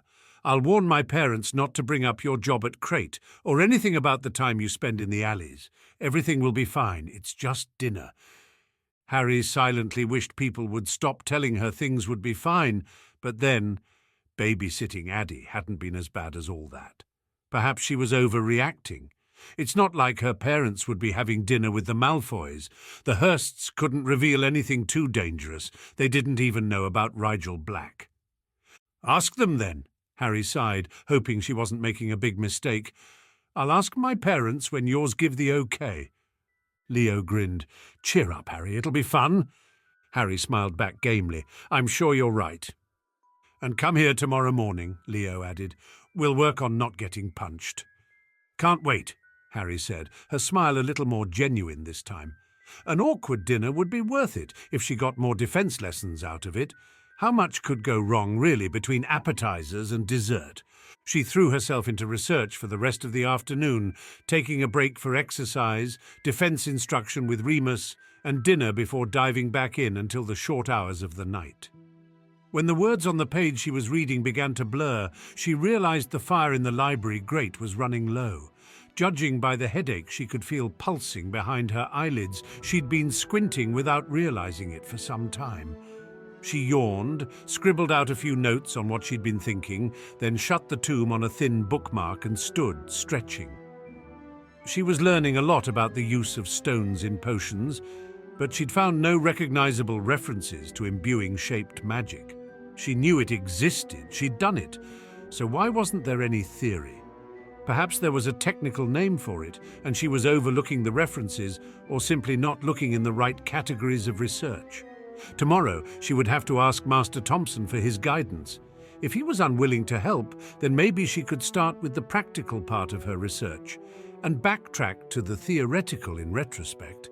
Wondering about the professional implications of reverse engineering one's own potion, she crept along the dark hallway toward her bedroom. Her room wasn't terribly interesting, with plain walls barely visible behind the many bookcases, the contents of which were mostly journals, not books, and were numbered in order of publication. It was one of her indulgences, keeping old potion journals, and she was quite proud of her collection. She even had a few noteworthy editions that had been published before she was born, containing the most exciting and controversial of breakthroughs in the field. Beyond that, she could admit her room was a bit sparse, with just a bed and doors leading to the closet and bathroom. She'd had a bedside table once, she vaguely remembered, but had gotten rid of it to squeeze another bookcase in. The austereness didn't bother her, since she didn't spend much time there, but it sometimes felt a little barren in the middle of the night, without anything to even throw interesting shadows on the wall. She set the tome she was reading at the foot of her bed, where she could find it easily when she woke, and quickly changed into her pajamas. Most people would find it odd how much she enjoyed turning back the covers and slipping between them, dressed only in a short nightgown, but in September she would be back to sleeping fully dressed on top of the covers, so she shamelessly enjoyed the decadence of sleeping normally, for now. 8 o'clock found Harry striding determinedly into a glowering Master Thompson's office. I need help with my research, she told him, not bothering to sit down. Are you busy? I'm always busy, Thompson huffed, casting a quick obscuring charm over his desk's surface so she couldn't see what he was working on. So now's as good a time as any? Harry asked, smiling sweetly. Great. I can't find any references to shaped imbuing, and I need to know if it might be catalogued under a more specific designation. Thompson sighed and reached into one of his drawers to pull out a packet of papers. I told you, I've never heard of what you're trying to research. What would it even mean to imbue magic that wasn't unshaped, at least without casting a spell at the cauldron, which wouldn't in fact be adding anything to the potion? Harry started to answer, but Thompson held up a hand. While we're on the subject of things no one understands, the safety division sent your potion back to me last night, Thompson said, passing the paperwork over. This is their preliminary evaluation, but they want you to make 3 more doses so they can do additional testing. Harry glanced over the report. It says it's tentatively approved for magical human consumption. That's good, isn't it? Read the rest of it, Thompson snorted. They request an additional copy of the recipe, Harry said, puzzled. What was wrong with the first one? They think it was miscopied, Thompson said plainly. The recipe you gave them was for a weightless draught. The potion is a weightless draught, Harry frowned. I explained that. All the ingredients and steps are the same, only the kind of magic imbued is different. No one understands what that means, Thompson sighed. Potter, you seem to have hit on something. The report agrees the potion acts like you claim, as a self-controlled hover charm. It's your methods that don't make any sense. You can't change the nature of magic you imbue without changing the nature of whatever's doing the imbuing. If you use a different kind of stone to add the magic, it would make sense. Your recipe doesn't reflect that, though. Harry could feel herself getting frustrated and bit her lip to stop herself from snapping. How else could she explain it? When you cast a spell, you aren't releasing raw magic into the air, she said. You shape it first, and then it gets released as a spell.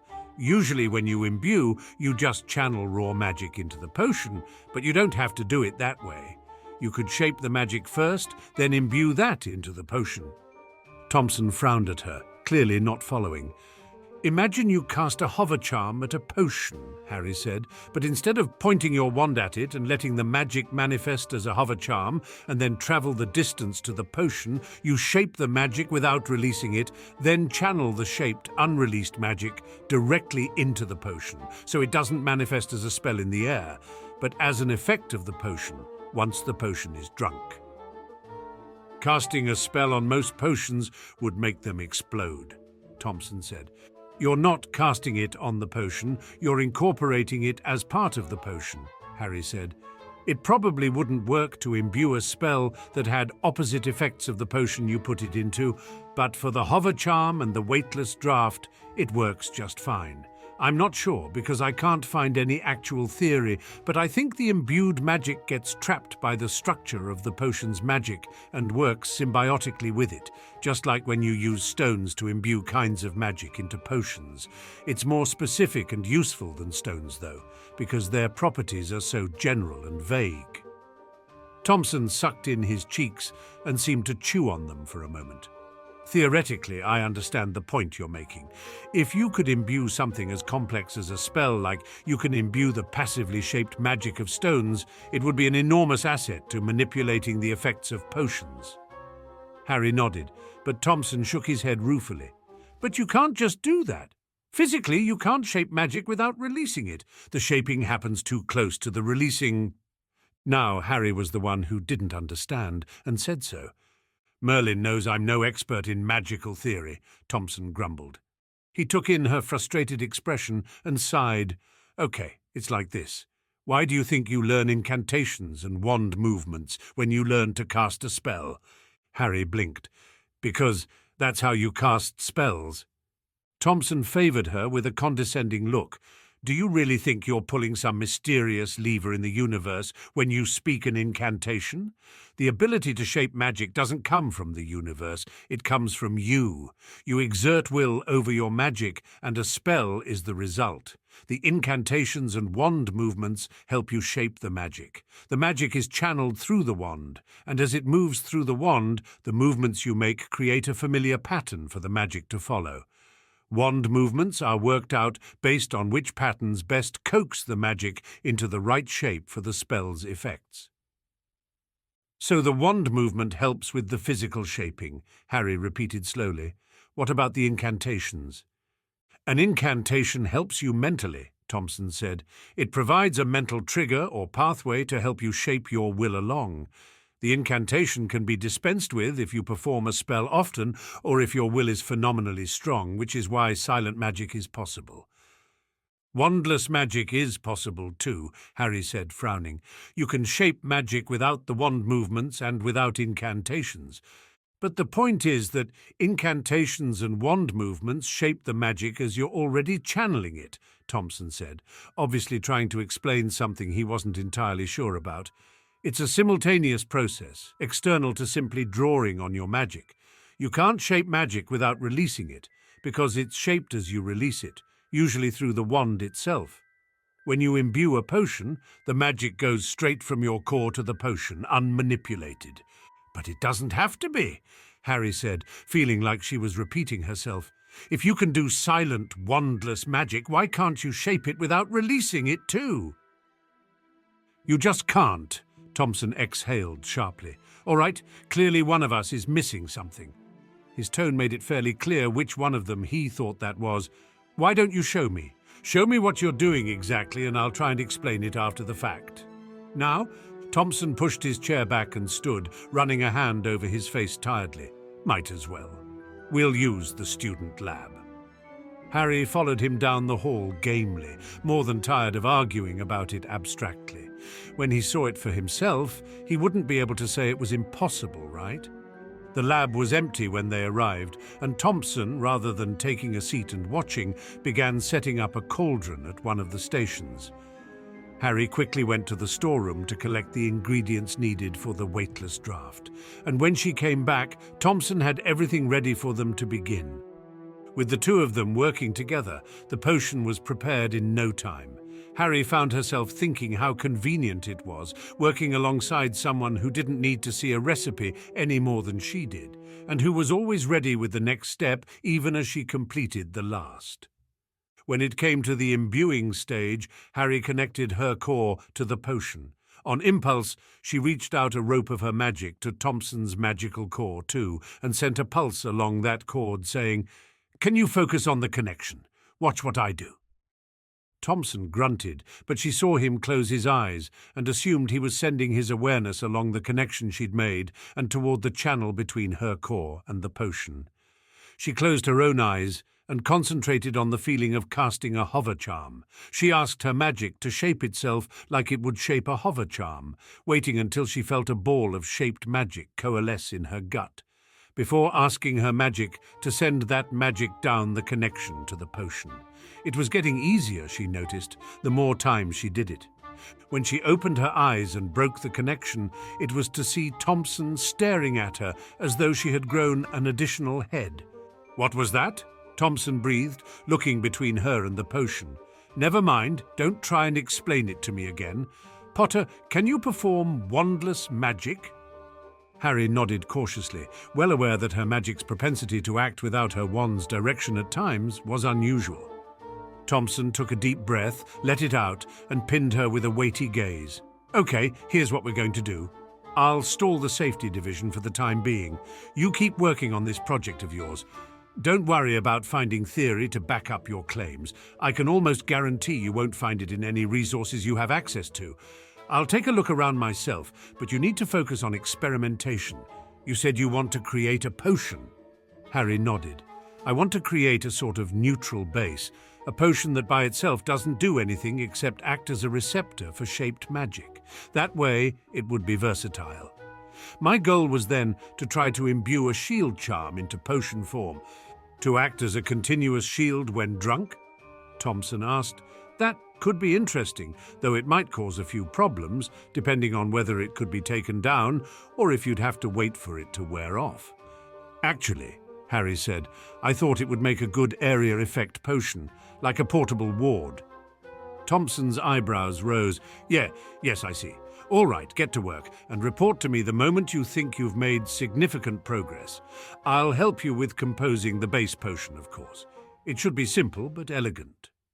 He began ladling the modified weightless draft into beakers, lost in thought. When he was done, he levelled a serious look at her. "Tell no one of this, understand?" Harry nodded, taken aback. "I've already told my parents a bit, though." "No one else," Thompson said. "This is important, Potter. I still don't know what you've done, but it was something, and the potential is—" He shook his head. "We must act carefully, quickly but carefully. I'll speak to Master Hurst myself." He grinned suddenly, and Harry felt deeply gratified that he no longer looked bored with her. At least, this is going to be a very interesting summer. Harry, taken in by the excitement Master Thompson was exuding, found herself in cautiously hopeful agreement. Her theoretical research put on hold, the research for the experimentation portion of the project proceeded at once. The first step was to come up with a potion that would act as a neutral base, a potion whose effect was essentially to prolong the effects of the input variable. She thought she might use amber in it for its permanence properties, but other than that she wasn't sure. She fell into a routine easily over the next week. Wake up, research until she went to the Phoenix to learn self-defense with Leo, lunch, then more researching. Training with Remus before dinner, then back to her lab to try out different combinations until she caught herself yawning. Come Saturday, Harry took a break from experimentation to spend the day with Archie, who it seemed she'd hardly seen all summer, despite eating dinner with him every night. She flew to Grimold Place and wandered about until she found Archie flipping idly through a medical journal in the front parlour. Draped around his shoulders, flicking its tongue at Archie's cheek repeatedly, was one of Sirius's little snakes. "This is boring," the snake hissed at Archie's face. "Feed me." Harry couldn't suppress a snort, which bloomed into a grin as both Archie and the snake turned their heads toward the doorway in identical expressions of mild curiosity. "Harry," Archie smiled, "please say you've come to entertain me. I'm so bored." Harry chuckled. "So is that snake by the looks of it," she added, in case Sirius was around to hear. "Want to hang out today?" Archie tossed the periodical aside immediately. "Flying? We'd have to flew back to your place, but it's a nice day outside." Harry agreed, and they split up to change clothes and grab their brooms. Potter Place in Godric's Hollow had a decent-sized backyard. It was warded against Muggle eyes, as the community was a mixture of wizards and Muggle relations of wizards, who might have unsuspecting Muggle visitors over at times. With only the two of them, they couldn't play a proper game, but they could race. They flew in laps, playing follow the leader and improvising obstacle courses as they went. Harry grinned as Archie barrel rolled over her head and swiftly rolled after him. They twirled around one another in a dizzying whirl of speed, over and under, one leading until the other raced ahead, both laughing and calling out carefree taunts. No matter how close they got, they never collided.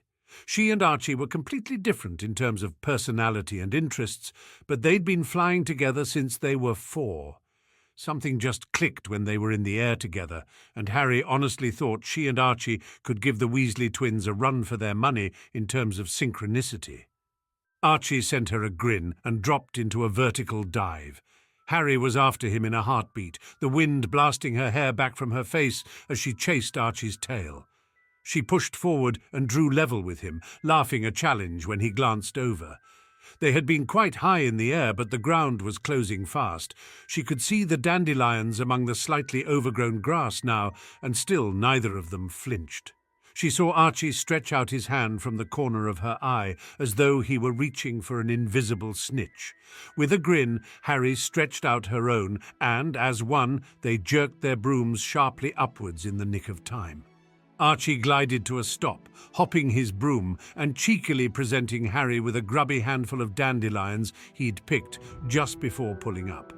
Harry accepted them with a makeshift curtsy, then held out her closed fist with a smirk. Archie cupped his hands, raising an eyebrow, and Harry dropped the butterbeer bottle cap she'd nicked from the grass at the end of her own aborted dive. Archie flipped it up with his thumb and caught it again, whistling appreciatively. "Nice, Harry. I think you win this one." "The flowers are prettier, though," Harry said slyly. "More useful in a potion, too." Archie rubbed his chin. "I don't know. I think this bottle cap has a lot of potential. You could start a whole new branch of potions using old bits of scrap." "What would we call it?" Harry asked. "Garbage goo. Second-hand sludge. Mishmashed muck. Broken brews, salvaged slop, junkyard juice. Recycled," Harry floundered, recycled runny stuff. Archie laughed. "I totally win this one, so we're even." "For now?" Harry smiled teasingly. "Let's go again." She got back on her broom, waiting for Archie to mount up as well. "Want to see who can fly the highest before passing out?" Archie joked. "Whoever didn't pass out would have to dive pretty quick to catch the one who did," Harry said thoughtfully, eyeing Archie. "You're looking a little heavier than I remember you being. I'm not sure I could compensate for your weight. We could take weightless drafts first, Archie laughed. Harry blinked, a slow grin spreading across her face. Oh, no, what have I said? Archie chuckled, not looking at all alarmed. He never really objected to her wild ideas. That's what made Archie so great. Looking into his equally mischievous expression, she could almost pretend they were kids again, daring one another to sneak into Grimold Place's attic. I have this potion I've been meaning to test, Harry said, smiling innocently. When you mentioned the weightless draught, you reminded me about it. You want me to be your guinea pig? Archie said, shaking his head. I hope you intend to pay me. I'll compensate you if something goes wrong, Harry said, smiling widely, unless you're too scared. Archie gave her an unimpressed look. Come on, Archie, Harry said, stretching out his name like she used to when they were very young. Don't you trust me? Not a lick, Archie said, but Aunt Lily would kill me if I let you try it alone. That was always his excuse for agreeing, but Harry didn't mind. Whatever you need to tell yourself, she grinned. Come, we can leave our brooms in the shed for now. They stored them quickly, and still riding the high of flying so daringly, traipsed into the house. Lily and James caught sight of them as they passed through, and Lily sighed loudly. What are you two up to? Up to? Archie's guileless grin was positively flawless. Up to? Harry echoed innocently, employing the look on her parents with a complete lack of shame. She could see James melting a bit in appreciation of their facetiousness, but Lily, Addie cradled in one practiced arm, frowned. I know those excited grins. Whatever you're about to do, it dangerous and unnecessary. And fun, Archie added helpfully. You had the same air of excitement right before my grandmother's Persian rug was found, charred beyond recognition in the backyard, Lily said distrustfully. Harry remembered vividly the day she and Archie had tried to create their own magic carpet so they could fly to Diagon Alley and buy themselves an ice cream. At the time, their brooms still had charms on them to keep them from leaving the backyard. I'm pretty sure you never proved conclusively that that was us and not Uncle James, Archie said. One of these days I will petition the ministry to allow parents the right to use Veritaserum on their children, Lily muttered darkly, stalking into the kitchen in defeat. Don't blow yourselves up, James said, probably only half kidding. Archie and Harry just grinned at one another and disappeared into Harry's basement lab. Harry started setting up a cauldron, smiling as she did so. I've been working on a base with Master Thompson. We finally came up with a good recipe yesterday, but I haven't tested it yet. Are you supposed to be testing it on humans? Archie asked nervously. Well, it's not made for muggles, Harry said thoughtfully. I'm not sure what it would do to someone without a magical core to interact with. Maybe nothing. You're a wizard, though, so you'll probably be fine. I'm going to look for a bezoar, Archie said, but try not to make it poisonous. Harry shook her head, as if she'd give anyone something that could be poisonous, no matter how excited she was. Still, third cabinet on the right. Better safe than sorry. The beauty of the recipe she and Thompson had come up with was that it embodied simplicity. Most of the ingredients were neutral, and the rest were perfectly balanced by other ingredients, so that the result was a potion that acted much like an impression mold, almost completely featureless until the imbued magic made its impression on it. At least in theory. It took less than 15 minutes to complete. She spent a moment considering what to imbue in it, and decided a simple, harmless spell would be the best way to test its efficacy. She asked her magic to shape a simple hair-changing charm and imbued that into the potion carefully. The potion turned blue. It changed gradually from the murky white color that it had been before she imbued, and by the time she finished, it was a steady cerulean. The hair-changing charm would have been blue if she'd cast it with a wand, she noted, so the color change could be related to that. She hypothesized that the color of magic was related to its pattern and shape, not necessarily its manifestation, and it carried the color even when it wasn't released from a wand. Perhaps this would help in reading auras. The levitation charm was clear in color, so perhaps that was why she hadn't noticed its effect on the weightless draught. Harry cleared away her workstation, while Archie examined the dose curiously. Looks cheerful. Bet it tastes like sludge? Harry smiled.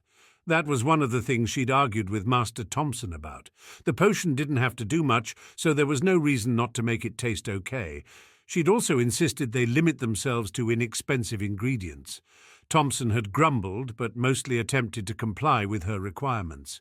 There were still a few ingredients Harry wanted to look into substituting for cheaper ones, but on the whole the recipe had turned out well.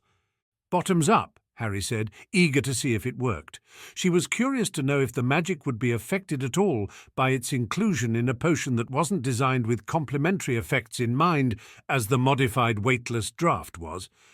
Archie saluted her, keeping the bezoar clutched in one hand, and tipped the vial into his mouth with the other. He smacked his lips thoughtfully. "Tastes like vanilla." He paused for a moment, then jerked his head in an odd half-twitch. "Tingles, is my hair growing?" Harry grinned as Archie's hair bled blue. Then she frowned. It was a sort of light brownish blue, not the bright cobalt blue that the colour change spell itself should have produced. Had the effects been muted through the potion? "What's wrong? Am I bald?" He reached up and patted his hair, looking relieved as he ran his finger through it. "Let's go find a mirror," Harry said, leading the way upstairs. They clustered into the main floor bathroom, peering at Archie's hair from every angle. "Looks more like a muggle dye than a charm," Archie noted curiously. "Do you think it's permanent?" Harry tilted her head. "Maybe. The charm isn't permanent, it wears off after a few hours, right? I'm not sure what a potion form would do, though. The base potion doesn't have a temporal component, unlike the weightless draught, so I don't know." "That fills me with confidence," Archie drawled. Harry shrugged. "That's why it's an experiment. I'm pretty sure it's safe, but I don't know exactly how the magic will interact with the potion base yet." Archie laughed. "Still, it's pretty cool. Maybe there's a way to intensify the colour, or you could imbue two different versions of the charm and end up with a multicolour effect." Harry blinked, turning it over in her head. "That's a great idea, Arch. Multiple imbued spells. I wonder if that would be sufficiently stable. Usually magic is the stabilizing agent in potions when ingredients clash. If the magic itself was unstable, it bears looking into." "What are you two?" Lily peered into the bathroom, then groaned. "You aren't supposed to be doing magic over the holidays. No, not even a colour charm Arcturus Rigel Black." Archie held up his hands. "Harry did this to me, and it wasn't a spell." Lily looked uneasy. "I've told James not to test experimental products on you two." "We tested it on ourselves," Archie said proudly. Lily sighed. "I'm not sure that's any better." She pulled out her wand and flicked it toward Archie's hair. It stayed blue. Frowning, Lily performed the wand movements more accurately and said "finite incantatum" out loud for good measure. Still, Archie's hair remained blue.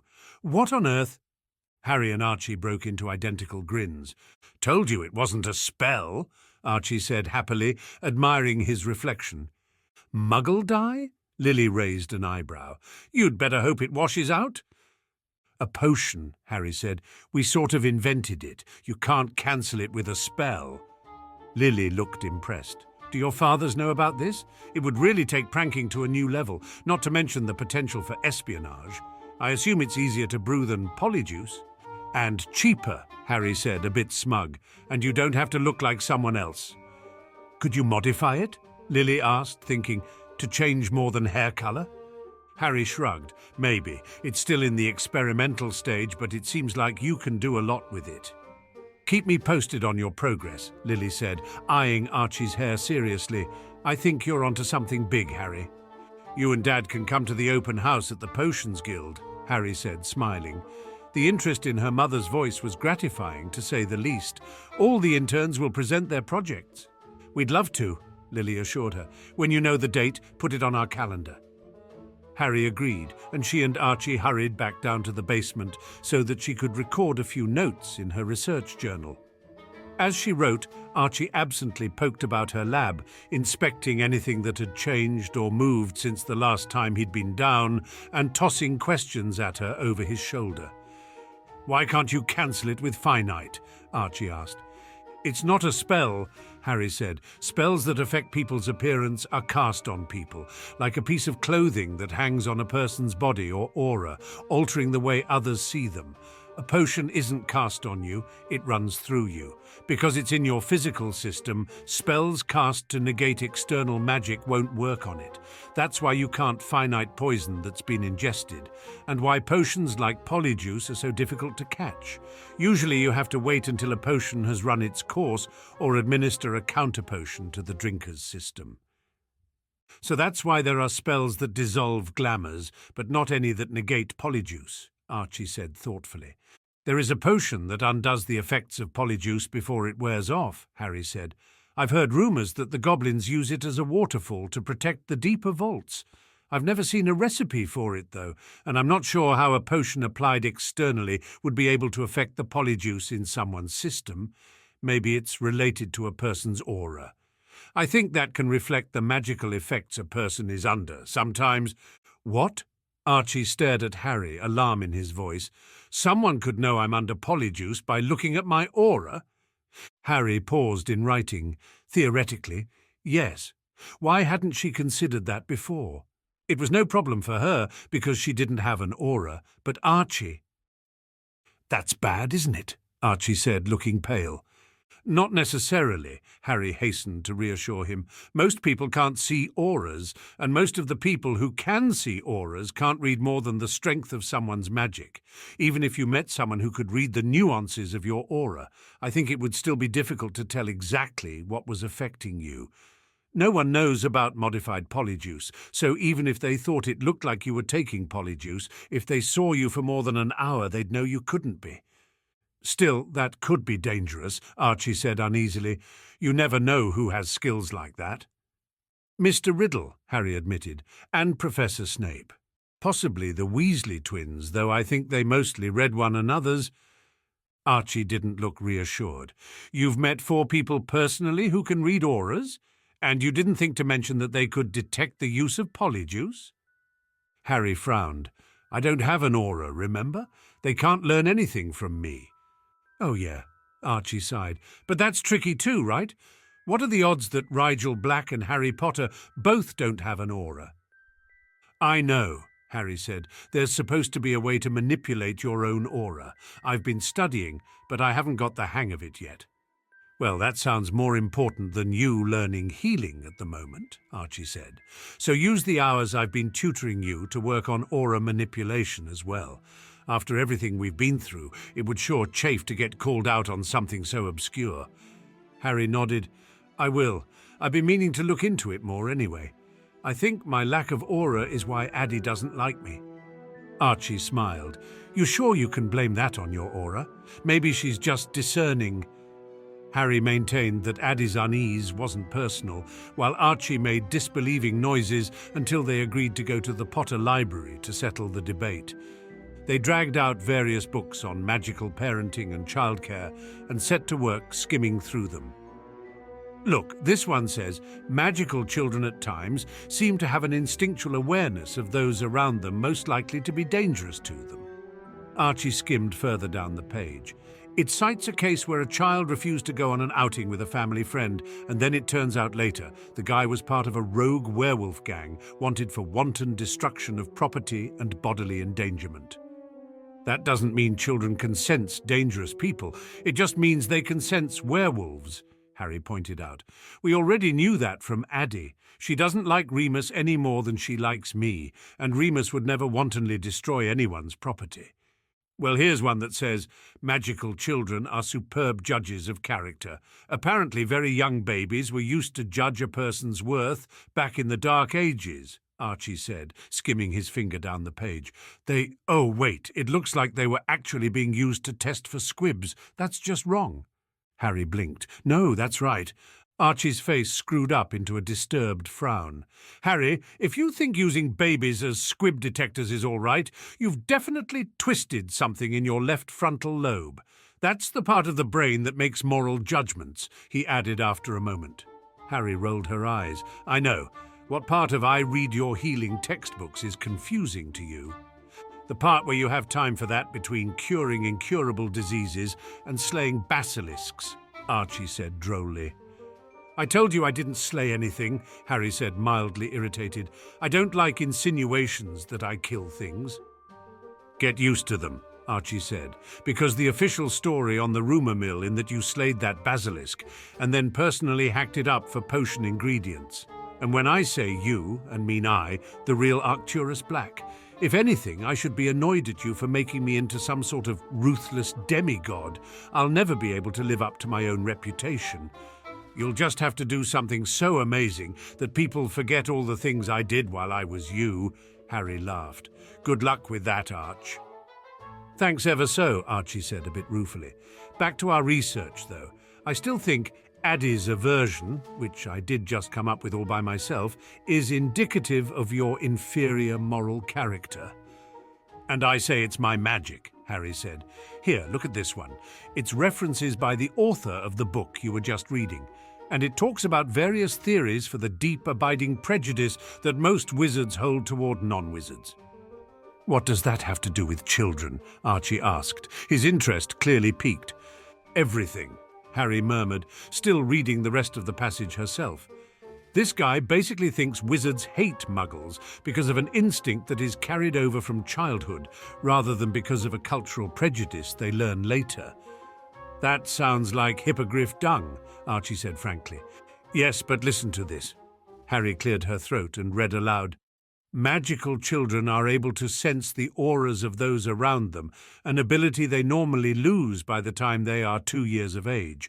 It is theorized that the child develops this ability in the womb as a way of recognizing the mother's magical core as distinct from the child's own developing core. Without the ability to differentiate between the two, the magic might meld together. There are also reports of expecting mothers who, for a short period of time during their pregnancy, develop the aura-sensing ability as well.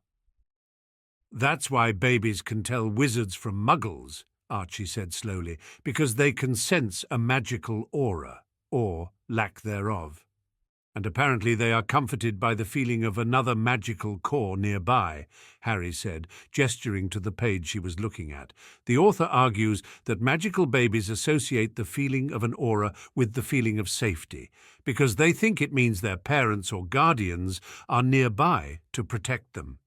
If they see someone their other senses tell them is humanoid like them, but they don't sense a magical aura, it confuses them. So Addie's just confused because I don't have a magical aura. And she doesn't like Remus because there's something unsettling about a werewolf's aura, Archie asked. I don't think it would have to be unsettling necessarily, Harry said thoughtfully, just different. If the baby saw a human but felt something different from a normal wizard's aura, it would account for the same kind of confusion that muggles cause, at least according to this guy. He thinks wizards hate muggles because of that instinctual confusion and unsettlement a magical child feels around auraless people. He thinks it carries over unconsciously into adulthood. That sort of makes sense, Archie said, except for the fact that rational human beings have the ability to act in ways that don't conform to blind instincts. You can't use biology to excuse conscious prejudice. You just can't. Harry shrugged. I agree, but I could see how it could be a contributing factor. I wonder if the prejudice works both ways. Are muggles unconsciously suspicious and uncomfortable around magical people? Can they feel something different, or would they not have that ability, not being able to sense magic in the first place? Do you think muggle-born children feel it too? Do you think they know instinctively that they are different from those around them? Archie cocked his head. You know, Hermione said something the first time we stepped foot in AIM. She said she felt like she'd come home. I thought she meant it reminded her of her house of something. Her parents are pretty well off for muggles, I think. Maybe she meant the feel of the magic, though. You should ask her, Harry said. I'd be interested to know if that's the case. It would be rather heartbreaking if it were, Archie said, rubbing his jaw slowly. He looked a bit silly doing it, but Harry didn't say so. I mean, imagine feeling lost all your life and not knowing why. What if she cried and cried as a baby, instinctively searching for the comfort of magic that simply wasn't there? Or what about half-blood children? What if one parent was magical and the other was a muggle? and the non-magical parent never had as close a connection with their child just because they didn't have an aura? Or what if... Archie, Harry put a hand on her cousin's shoulder gently. Stop, you'll make yourself sick. It's just so unfair, Archie said, biting his lip. We don't know if it's true, though, Harry reasoned. Ask Hermione. From what I hear, she seems to get along just fine with her parents, doesn't she? I don't think an instinct like this, even if it exists, can matter as much as actual love and care in the long run. Archie sniffed. You're right, sorry. Anyway, I guess this means you won the debate. Forget the debate, Harry said. Let's go steal some ice cream from the kitchen. Archie smiled slightly. Don't you have a dinner at your boyfriend's house later? He's not... Harry bit off what would have been seen as encouragement to Archie's teasing and affected a shrug. I was going to steal the ice cream for you, Arch, but if you don't want any... Archie grinned. I want you to know that I am in no way fooled or manipulated by you. That said, I would love some ice cream, Harry. They laughed and started putting away the books. You are looking into this aura thing, though, right? Archie asked, seeming genuinely concerned as he peered at Harry's calm expression. Of course, Harry said. I know it's important for our rows. I'd also like to hold my little sister before she turns 2, come to that. I think you'll find the novelty wears off rather quickly, Archie said, shaking his head. Babies are surprisingly heavy, and they spit. I bet they smell better than camels, though, Harry said. Not always, Archie said ominously as they closed up the library and made their way to the kitchens. Archie did indeed help himself to a bowl of ice cream. Harry was vaguely tempted once she saw it in front of her, but she reminded herself that it would be impolite to show up at Leo's house and not eat anything, so she settled for writing up a few more notes on the potion they'd made. Archie's hair was still a dull blue, much to Harry's satisfaction. She didn't think it would wash out either, so it would be interesting to see when it wore off, and whether it was a sudden or gradual fade. She was of mixed feelings about the dinner at the Hursts' house. On the one hand, she was rather good friends with Leo by now, and he'd invited her, specifically, not as part of a group, but a real one-on-one invitation. Harry couldn't remember ever having received a personal invitation to someone's house before. It was both flattering and a bit overwhelming, and she did enjoy the company of both Healer Hurst and Aldermaster Hurst. On the other hand, it smacked of favouritism, as Master Snape would say. Lestrange would have an absolute field day if he found out she had attended a private dinner at the Aldermaster's house. It also represented a danger that one or more of her secrets would be revealed. The only comforting thing about the situation was that the Hursts, at least, all knew that her job at Crates and her familiarity with the lower alleys were secrets, and might at least attempt to help her steer the conversation away from more dangerous topics. Lily and James were both ready to go by the time Harry changed into the only semi-formal dress robes she owned and joined them at the flue grate. "You look marvellous, Harry," Lily said, hugging her spontaneously. Harry looked down at the elegantly draped robes that didn't quite hide her gangly limbs, despite their rich fabric and beautiful burgundy tone. She thought she looked rather odd, but then she was used to wearing male-cut dress robes and never felt quite at home without her brewing boots in any case. The delicate embroidered slippers just didn't feel secure on her feet. "Thanks, Mum," she said, shrugging a bit uncomfortably. Taking in Lily's subtle silver-blue robes, which made her fiery hair look like bursting firecrackers around her face, Harry smiled more genuinely and said, "You look beautiful." "What, no sweet words for your dear old dad?" James asked, pouting playfully. Harry eyes his sharp navy robes critically. He was the perfect foil to Lily's lighter blue ensemble, but Harry simply shrugged, saying, "You look the same as you always do." James affected a blow to the heart, stumbling back dramatically. "Can it be? Is all my primping for naught?" "Hang on," Harry's eyes widened. "I do see something different." Just as James's eyes widened hopefully, Harry shook her head. "No, my mistake. I thought your abs looked flabbier, but I'm sure that was just a trick of the light." Lily laughed and helpfully retrained James while Harry made a quick getaway via flue. She landed gracelessly on the other side and looked up to see Leo grinning down at her in trim dress robes of forest green, which brought out the flecks of green in his bright hazel eyes. As he reached a hand down toward her, she realized she was sprawled on her bum still and accepted the hand gratefully. She stood just in time to avoid colliding with her parents, who flew in together. They made a sickeningly cute couple, arms wrapped around one another and in matching dress robes, laughing as they dusted the ash from one another's clothes. Harry appreciated their closeness, but felt a bit apart from the picture they made at times. She wasn't relaxed enough, or likable enough, she sometimes supposed, to really complete the picture. Archie was, but Archie was Sirius's, and Harry knew from experience that she didn't fill that spot any better. Lord Potter, Leo held out his hand toward James, his smile turned up to its most charming. Lionel Hurst, it's a pleasure to finally meet you. James's smile was lazily friendly. Just James is fine, he said. This is my wife, Lily. We're delighted to say the least to finally make the acquaintance of the only male friend Harry's ever had.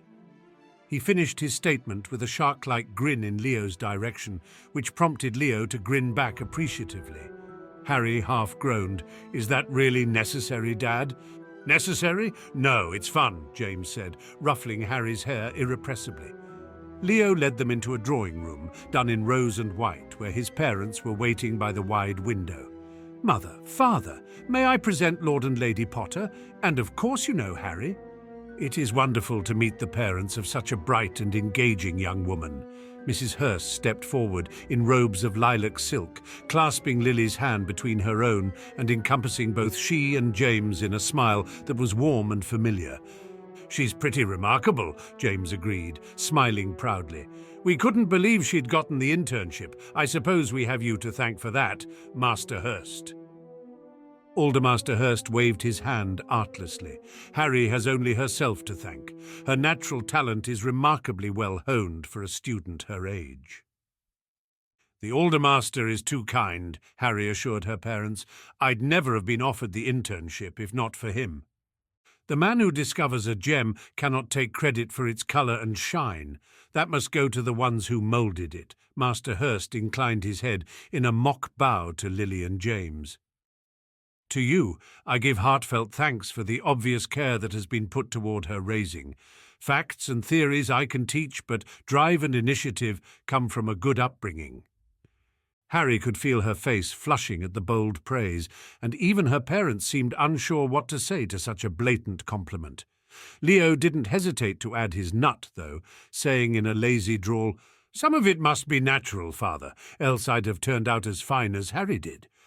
Master Hurst laughed, and the others joined in just after. True enough, my son, true enough. Merlin knows I tried. He eyed Leo with a mock-disappointed look that was obviously meant to be amusing, but Harry felt compelled to defend her friend nonetheless. Leo turned out just fine. He's a highly responsible and driven young man. That's odd, Master Hurst raised an eyebrow. I was certain you'd met my son. As Harry bit her tongue to keep from saying that she probably knew Leo better than he did, Mrs. Hurst said hastily, Let's leave our poor children alone, shall we? Goodness knows we can critique them enough on our own time. We're all here for dinner, are we not? I hope so, Lily said, smiling. If that's what I'm smelling, it promises to be divine. She and Mrs. Hurst began comparing recipes, and Harry freely admitted to tuning out the entire conversation. She wasn't interested in cooking unless it was done with potion ingredients. Leo engaged James in a conversation about one of the Marauder joke products he'd seen used in a particularly creative way, and Aldermaster Hurst sidled over to speak to Harry. How's your project coming along, Harry? Well, Master Hurst, Harry said, I'm in the experimental stage. Has Master Thompson spoken with you about it yet? He has given me a general overview, Hurst acknowledged, but I admit I did not entirely comprehend the explanation. One of the difficulties I'm having is relating it to known theories, Harry admitted, but I've hoped that more experimentation will reveal something about the processes at work. Hurst peered thoughtfully at her. Well, let me know if you hit any snags. Thompson seems to think the project has real potential. I'm inclined to trust his judgment, knowing what I do about you. Please stop praising me, sir, Harry said, gazing seriously up at the man for a moment. I really haven't earned it yet. Yet, is it? That's why I like you, Miss Potter. Hurst laughed. You've a nice thirst to prove yourself, but you won't take handouts.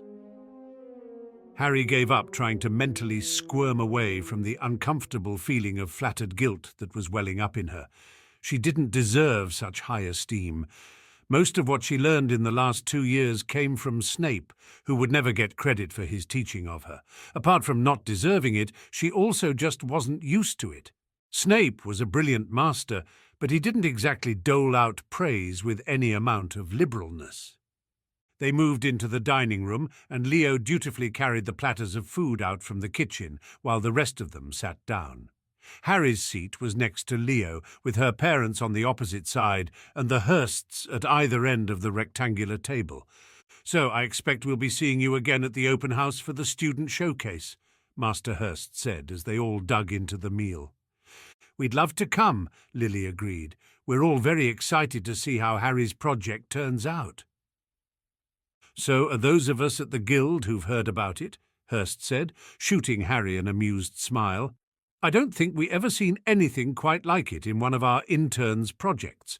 Usually they all want to study the Big Five: Amortentia, Wolfsbane, Polyjuice, Draught of Living Death, and Felix Felicis. Those are the potions that fascinate and draw people to our field. Speaking of Harry, has Mr. Lestrange approached you about the information he needs? I told him you were a good source for that sort of data, and I know how keen you are to see the potion improved. Harry felt slightly sick all of a sudden, and it had nothing to do with the delicious bowl of soup she was eating. Hurst had sent Lestrange her way, asking for data on werewolves. What would the master think if he found out she'd snubbed the older boy, a fellow potioneer, no matter how inflammatory his speech, simply because she was jealous? She was saved from answering immediately by James, who said, "Lestrange," with a polite frown on his face. What information could Harry provide to one of them? The Lestrange heir is a fellow intern, Harry told her father, ignoring the mildly surprised look on Master Hurst's face as he realized she hadn't filled her parents in on much of what she'd been doing at the Guild. He's studying Wolfsbane and asked if I could get a few statistics from Uncle Remus for his research. Harry silently vowed that she would get the information from Remus and give it to Lestrange on Monday. As the sick feeling she got at possibly disappointing the Aldermaster to whom she owed her internship began to fade, another feeling welled up in its place. Shame thickened the back of her throat as she took a hard look at what she'd actually done by brushing off a fellow potioneer's request. She couldn't believe she'd been so petty. Lestrange was a researcher, for all that he was obnoxious. What if he did make a breakthrough? Remus would be the one to benefit. As a researcher, and as Remus's friend, she couldn't, in good conscience, stand in the way of that. Is he likely to make any new finds? Lily asked, interested.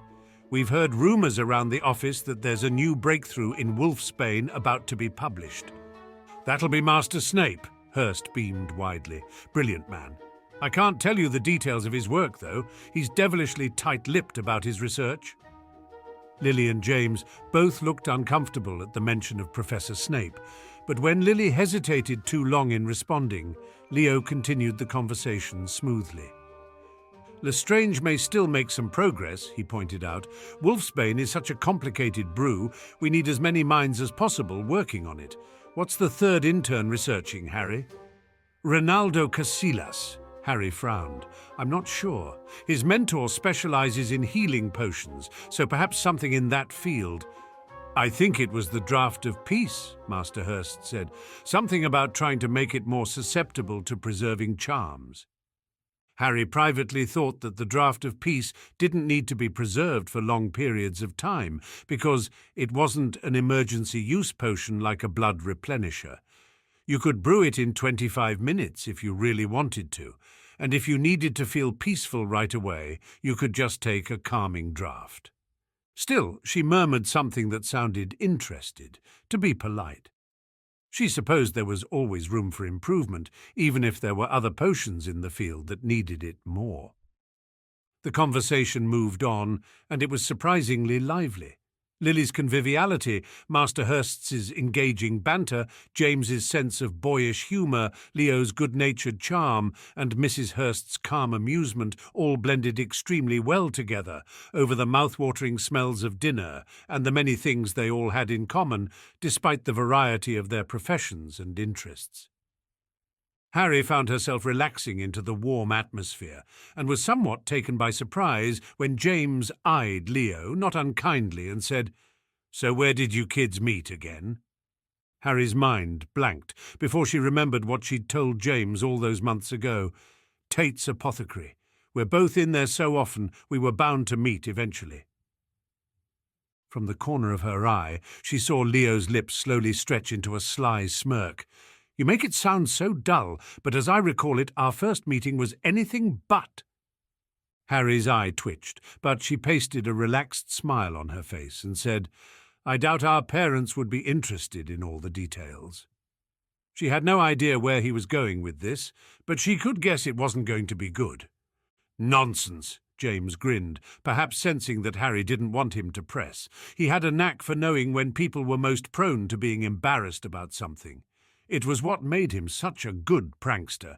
He leaned forward with an anticipatory twinkle in his eye. "We're all ears." "The first time I met Harry, she was 8 years old," Leo began, ignoring the raised eyebrows from their parents. Harry wondered how he was possibly going to invent a believable story about her when she was 8, but resigned herself to simply listening. Harry was a tiny little thing back then, all long, floaty hair and big green eyes. I walked into Tate's shop, just there to check on an order for my dad, and almost tripped over little Harry on my way to the counter. She looked up at me with the most serious expression I'd ever seen, and this little line of irritation between her brows, as though I should know better than to be so tall. "That's Harry!" James exclaimed, clearly delighted. "I was always tripping over her around the house at that age. She'd just plop down on the floor somewhere with a book and give you exactly that expression if you loomed over her, accidentally."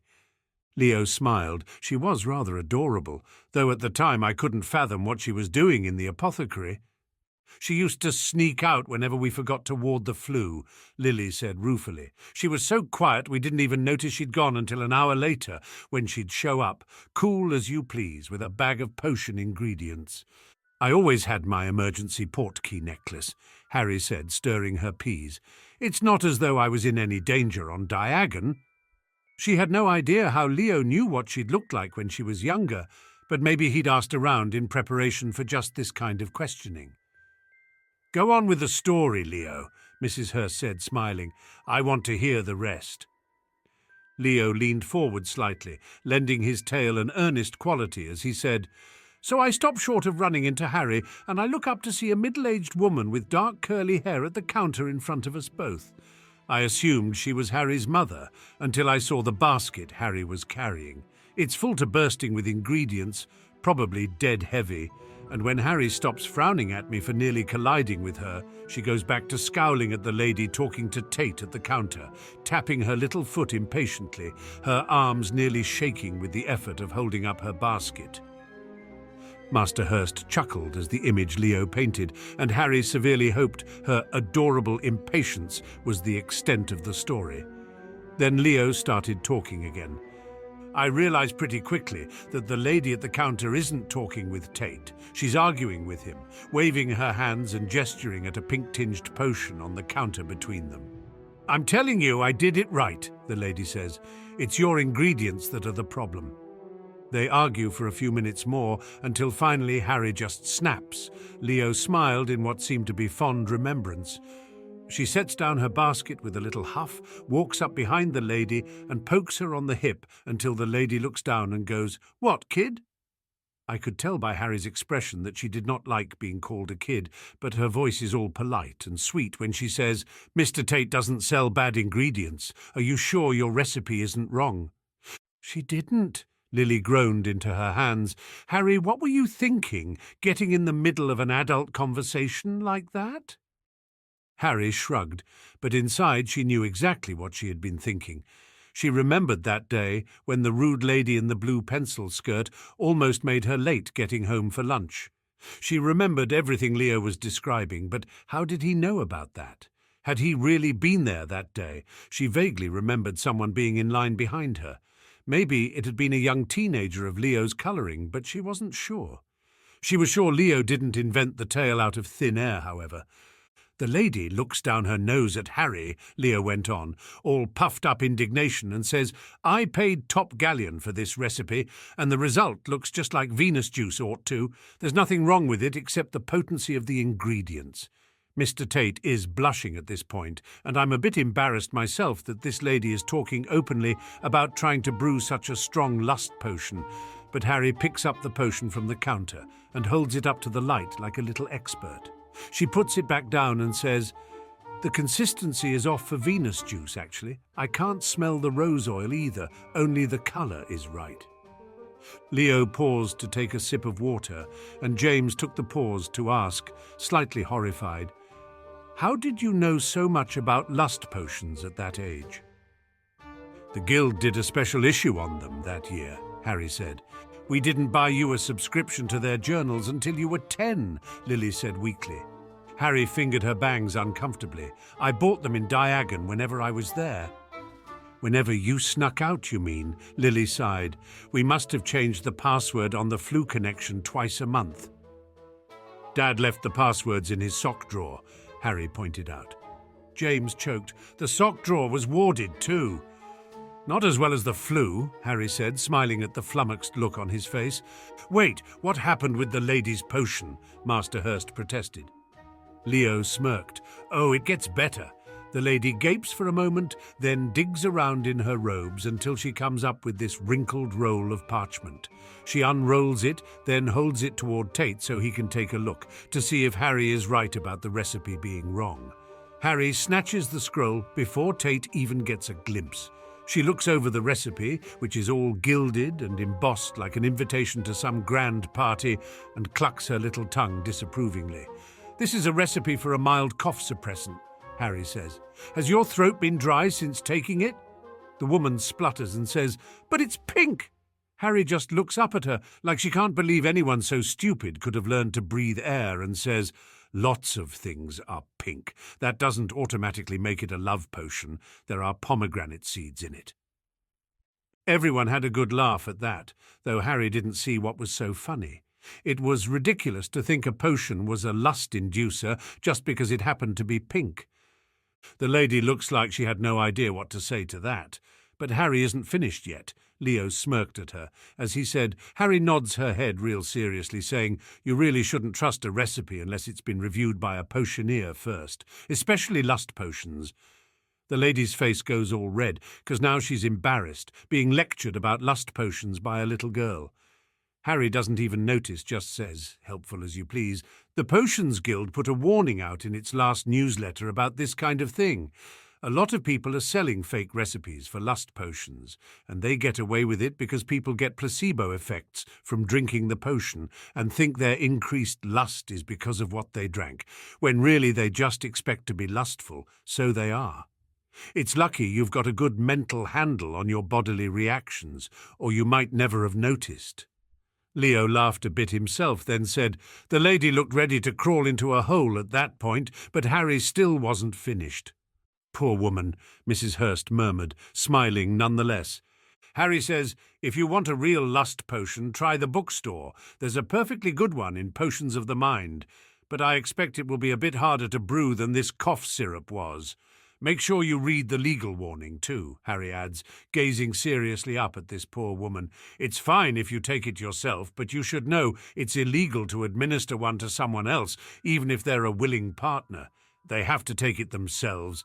"The woman just walked out of the shop," Leo said, grinning, not even taking the pink potion with her, and Harry shrugs, picks up her basket and starts unloading it onto the counter, which she can barely reach, like nothing happened.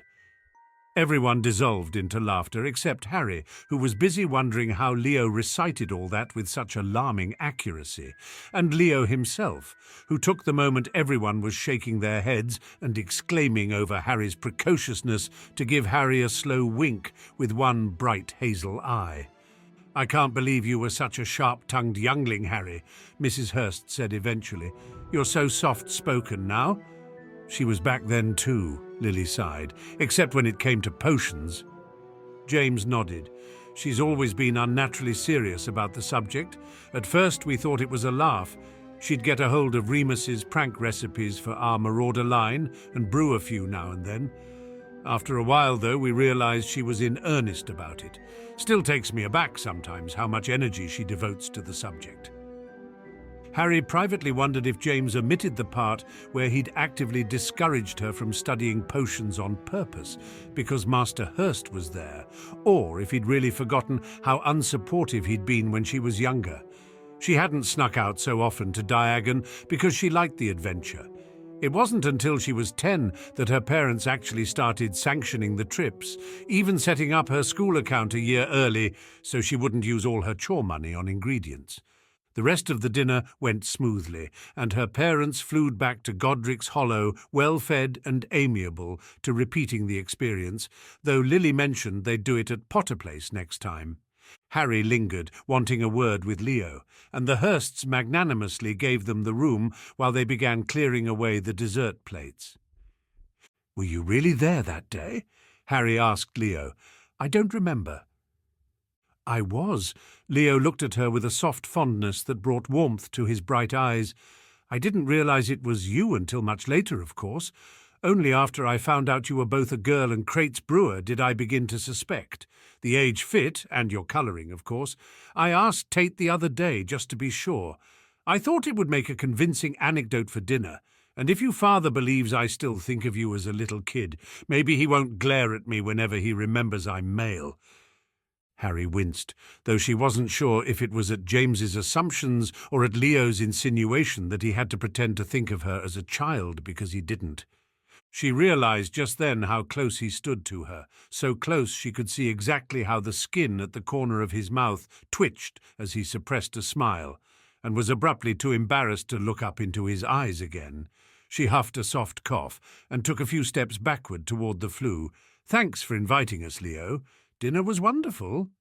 "You're welcome here any time," Leo said, not seeming bothered by her abrupt retreat. "Flew safely. I'll see you Monday for practice." Harry nodded, gave an awkward wave, and flewed home as fast as she could without choking on soot. On Monday morning, Harry wheedled Master Thompson until he told her which lab Lestrange was using for his research. After ascertaining that she wasn't planning to sabotage his work, and receiving a rather offended look for even suggesting such a thing, he directed her to Lab 8. Harry hovered outside of the door for a long moment to mentally brace herself for the unpleasant chore she was about to undertake. "Do it for potioneers everywhere," she told herself wryly, before knocking 3 times. It took a good minute for the door to open, but when Harry glanced behind Lestrange's impatient expression, she caught sight of a brewing cauldron, so she couldn't be too annoyed. "What?" Lestrange snapped. "In case you haven't noticed, I'm a bit busy." "Brewing aconite alleviation?" Harry asked, sniffing curiously. "Mind your own business," Lestrange said, making to shut the door. "Wait." Harry thrust the rolled-up parchments of information she carried at Lestrange's torso. "Here." Lestrange actually took a step back to stop her hand coming into contact with his clothes before deigning to inspect the parchment. Only after ostentatiously checking it for half-blood cooties did he pinch it gingerly between his fingers and unroll it with a resigned expression on his face. "Is it from Master—" He stopped and began skimming through the information at a ferocious speed. "Sorry it took so long," Harry said, slightly sincere. "I had to ask Remus whether he felt comfortable revealing personal information to a stranger." Lestrange stared at her, something unreadable burning behind his eyes. Harry went on blithely. "I told him you were a professional and would of course treat his information as respectfully as a healer treats the data he gathers on his patients." "This is very detailed," Lestrange said, openly suspicious. "I didn't ask you for half of this." Harry affected a sheepish expression that Rispar had claimed dangerously guileless, and said, "I'm afraid I interrupted you before you told me everything you wanted, so I just included everything Remus and I thought you might need. If there's anything else, just let me know." Far from looking grateful, Lestrange scowled at her. "What is this? I suppose Ronaldo put you up to this, and after I base all of my experimental data on this information, I'll find out it's fake." Harry suppressed an eye roll with the force of long habit. "Look at the watermark on the paper. It's the same parchment the Guild requires for recording experimental results, so you can't write data that's been knowingly falsified on it." "Why are you doing this?" Lestrange burst out, frustrated. Harry peered at his face, which he usually avoided looking at too carefully due to its permanently unpleasant expression. His skin was waxy and his eyes bloodshot. His fingers trembled slightly where they clutched the parchment, and Harry didn't think it was from frustration or rage. He looked exhausted. "We're on the same side," Harry said slowly. "If you make progress on the Wolfsbane potion, Remus and hundreds of other werewolves will be the ones to benefit. If no one researches it, they'll be the ones to suffer." "I find your sentimentality disgustingly naive," Lestrange sneered. "Of course we're not on the same side. We're competitors." "We're potioneers," Harry corrected. She wondered how she could explain it in terms that Lestrange would appreciate or at least understand. "You've heard of Menesthes and Zosimo, right?" "Of course," Lestrange sneered, glancing back at his potion with exaggerated impatience, as if Harry couldn't tell he'd used a temporary stasis charm on it and could therefore afford at least an hour talking to her before the potion became unstable. "What's your point? Only petty people refuse to cooperate with one another because of personal grudges," Harry said flatly. "Didn't you think when you first heard the story of Menesthes and Zosimos how incredibly stupid they both were? Their useless rivalry set the invention of the smallpox suppressant back nearly 40 years. When their apprentices collaborated and published their private notes, and people realized that each master alone had enough information that together they could have perfected the recipe, it was a mark of shame on all potioneers." "It's a bit premature to compare yourself to Zosimos, don't you think?" Lestrange drawled, glancing over her head with affected disinterest. "Probably," Harry agreed, "but my point is that I'm not going to fight with you, not about potions. You can be in an imaginary competition if you want, but I care more about advancing the field of potions than I ever will about beating you. So if you need anything else for your research, just ask." Lestrange looked like he had no idea what to make of that. His mouth twisted several times before he clenched his fist around the roll of parchment he still held and bit out, "You're still a half-blood. "And you're still a jerk," Harry said. "Good afternoon, Lestrange." She turned and walked away, only allowing herself a tiny smile of satisfaction at the huff she heard before the door slammed at her back. The hours she spent at the Dancing Phoenix, learning rough-and-tumble self-defense with Leo, compounded heavily with the training she went through in the evening with Remus, but the intensity of her physical routine over the next couple of weeks was nothing compared with the rigor of her mental exertions. Every day she pored over various combinations of imbued magic and brewed ingredients. She and Master Thompson toyed with different ideas for imbued spells. Imbued glamours, as an alternative to polyjuice, was one that Thompson was particularly interested in seeing perfected, while Harry was more interested in imbued protective charms herself. Thompson was very helpful as a practical soundboard. He gave advice on which kinds of imbued magic would be favourably received commercially, as well as which would be fascinating academically, and he was invaluable in helping Harry work and rework the base recipe for the potion she wanted to imbue, but theoretically he was lost. He grumbled about not understanding what she was talking about half the time she tried to explain the imbuing process, and eventually started muttering that he'd have to find a potions master who was better at wandless magic to help work through the theory.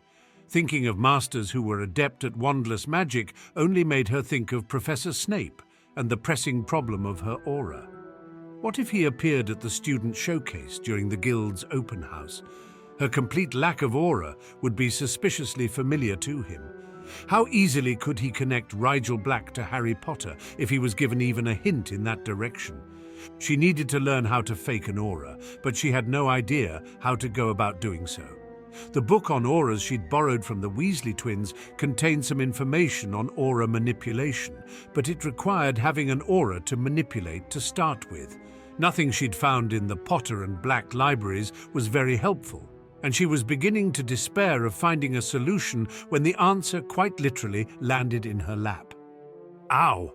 Harry said unconvincingly, looking down at the heavy tomb that had just been plopped atop her crossed legs. "You haven't anything down there to be injured," Leo reminded her, dropping down beside her in the dirt of the Phoenix's courtyard. "As far as you know, anyway," Harry said archly, examining the cover. There was no title or author, just an etching of a mirror draped with a translucent cloth covering. "You've been spending too much time about Alec and Marek," Leo complained. "You never used to banter so crudely." "You're the one I spend the most time with around here," Harry pointed out. "If anyone's to blame for my expanding range of humour, it's your bad influence." "I liked you better when you were withdrawn and uncertain," Leo complained. "No, you didn't," Harry said distractedly, now flipping through the table of contents. "Glamour and glimmer. What's in a name? What is this book, Leo?" Leo reached over and leafed through the pages until he found the dedication. It read, "To anyone for whom becoming another is the only way to be oneself." "It's a book on disguises," Leo said, smiling into her cautious expression. "I picked it up from a guy who owed me a favor. It's a bit dark, but there's loads of useful little spells in there. I know your birthday isn't for a few more weeks, but I thought you ought to have time to learn the spells you like before going back to school. There's one in there to make a girl's voice sound more masculine, for instance." "Why?" Harry couldn't finish the question properly, but Leo understood. "It's to help you keep your secrets," he said. "You don't approve of my secrets," Harry said, frowning down at the book. Leo plucked at her chin, raising her eyes to his bright hazel ones. "I want you to be safe. I think your secrets are dangerous, but if you can't give them up, then I want to help you keep them safely." Harry bit her lip to keep from doing something ridiculous, like trembling with the gratitude coursing through her. "Thank you, Leo. Thank you." He probably had no idea what his gift might mean for her, but Harry had caught a glimpse of the possibilities it stored as she glanced through the table of contents. One heading in particular made her itch to get home so she could read it. Building the Aura, Suppression, Projection, and Reconstruction.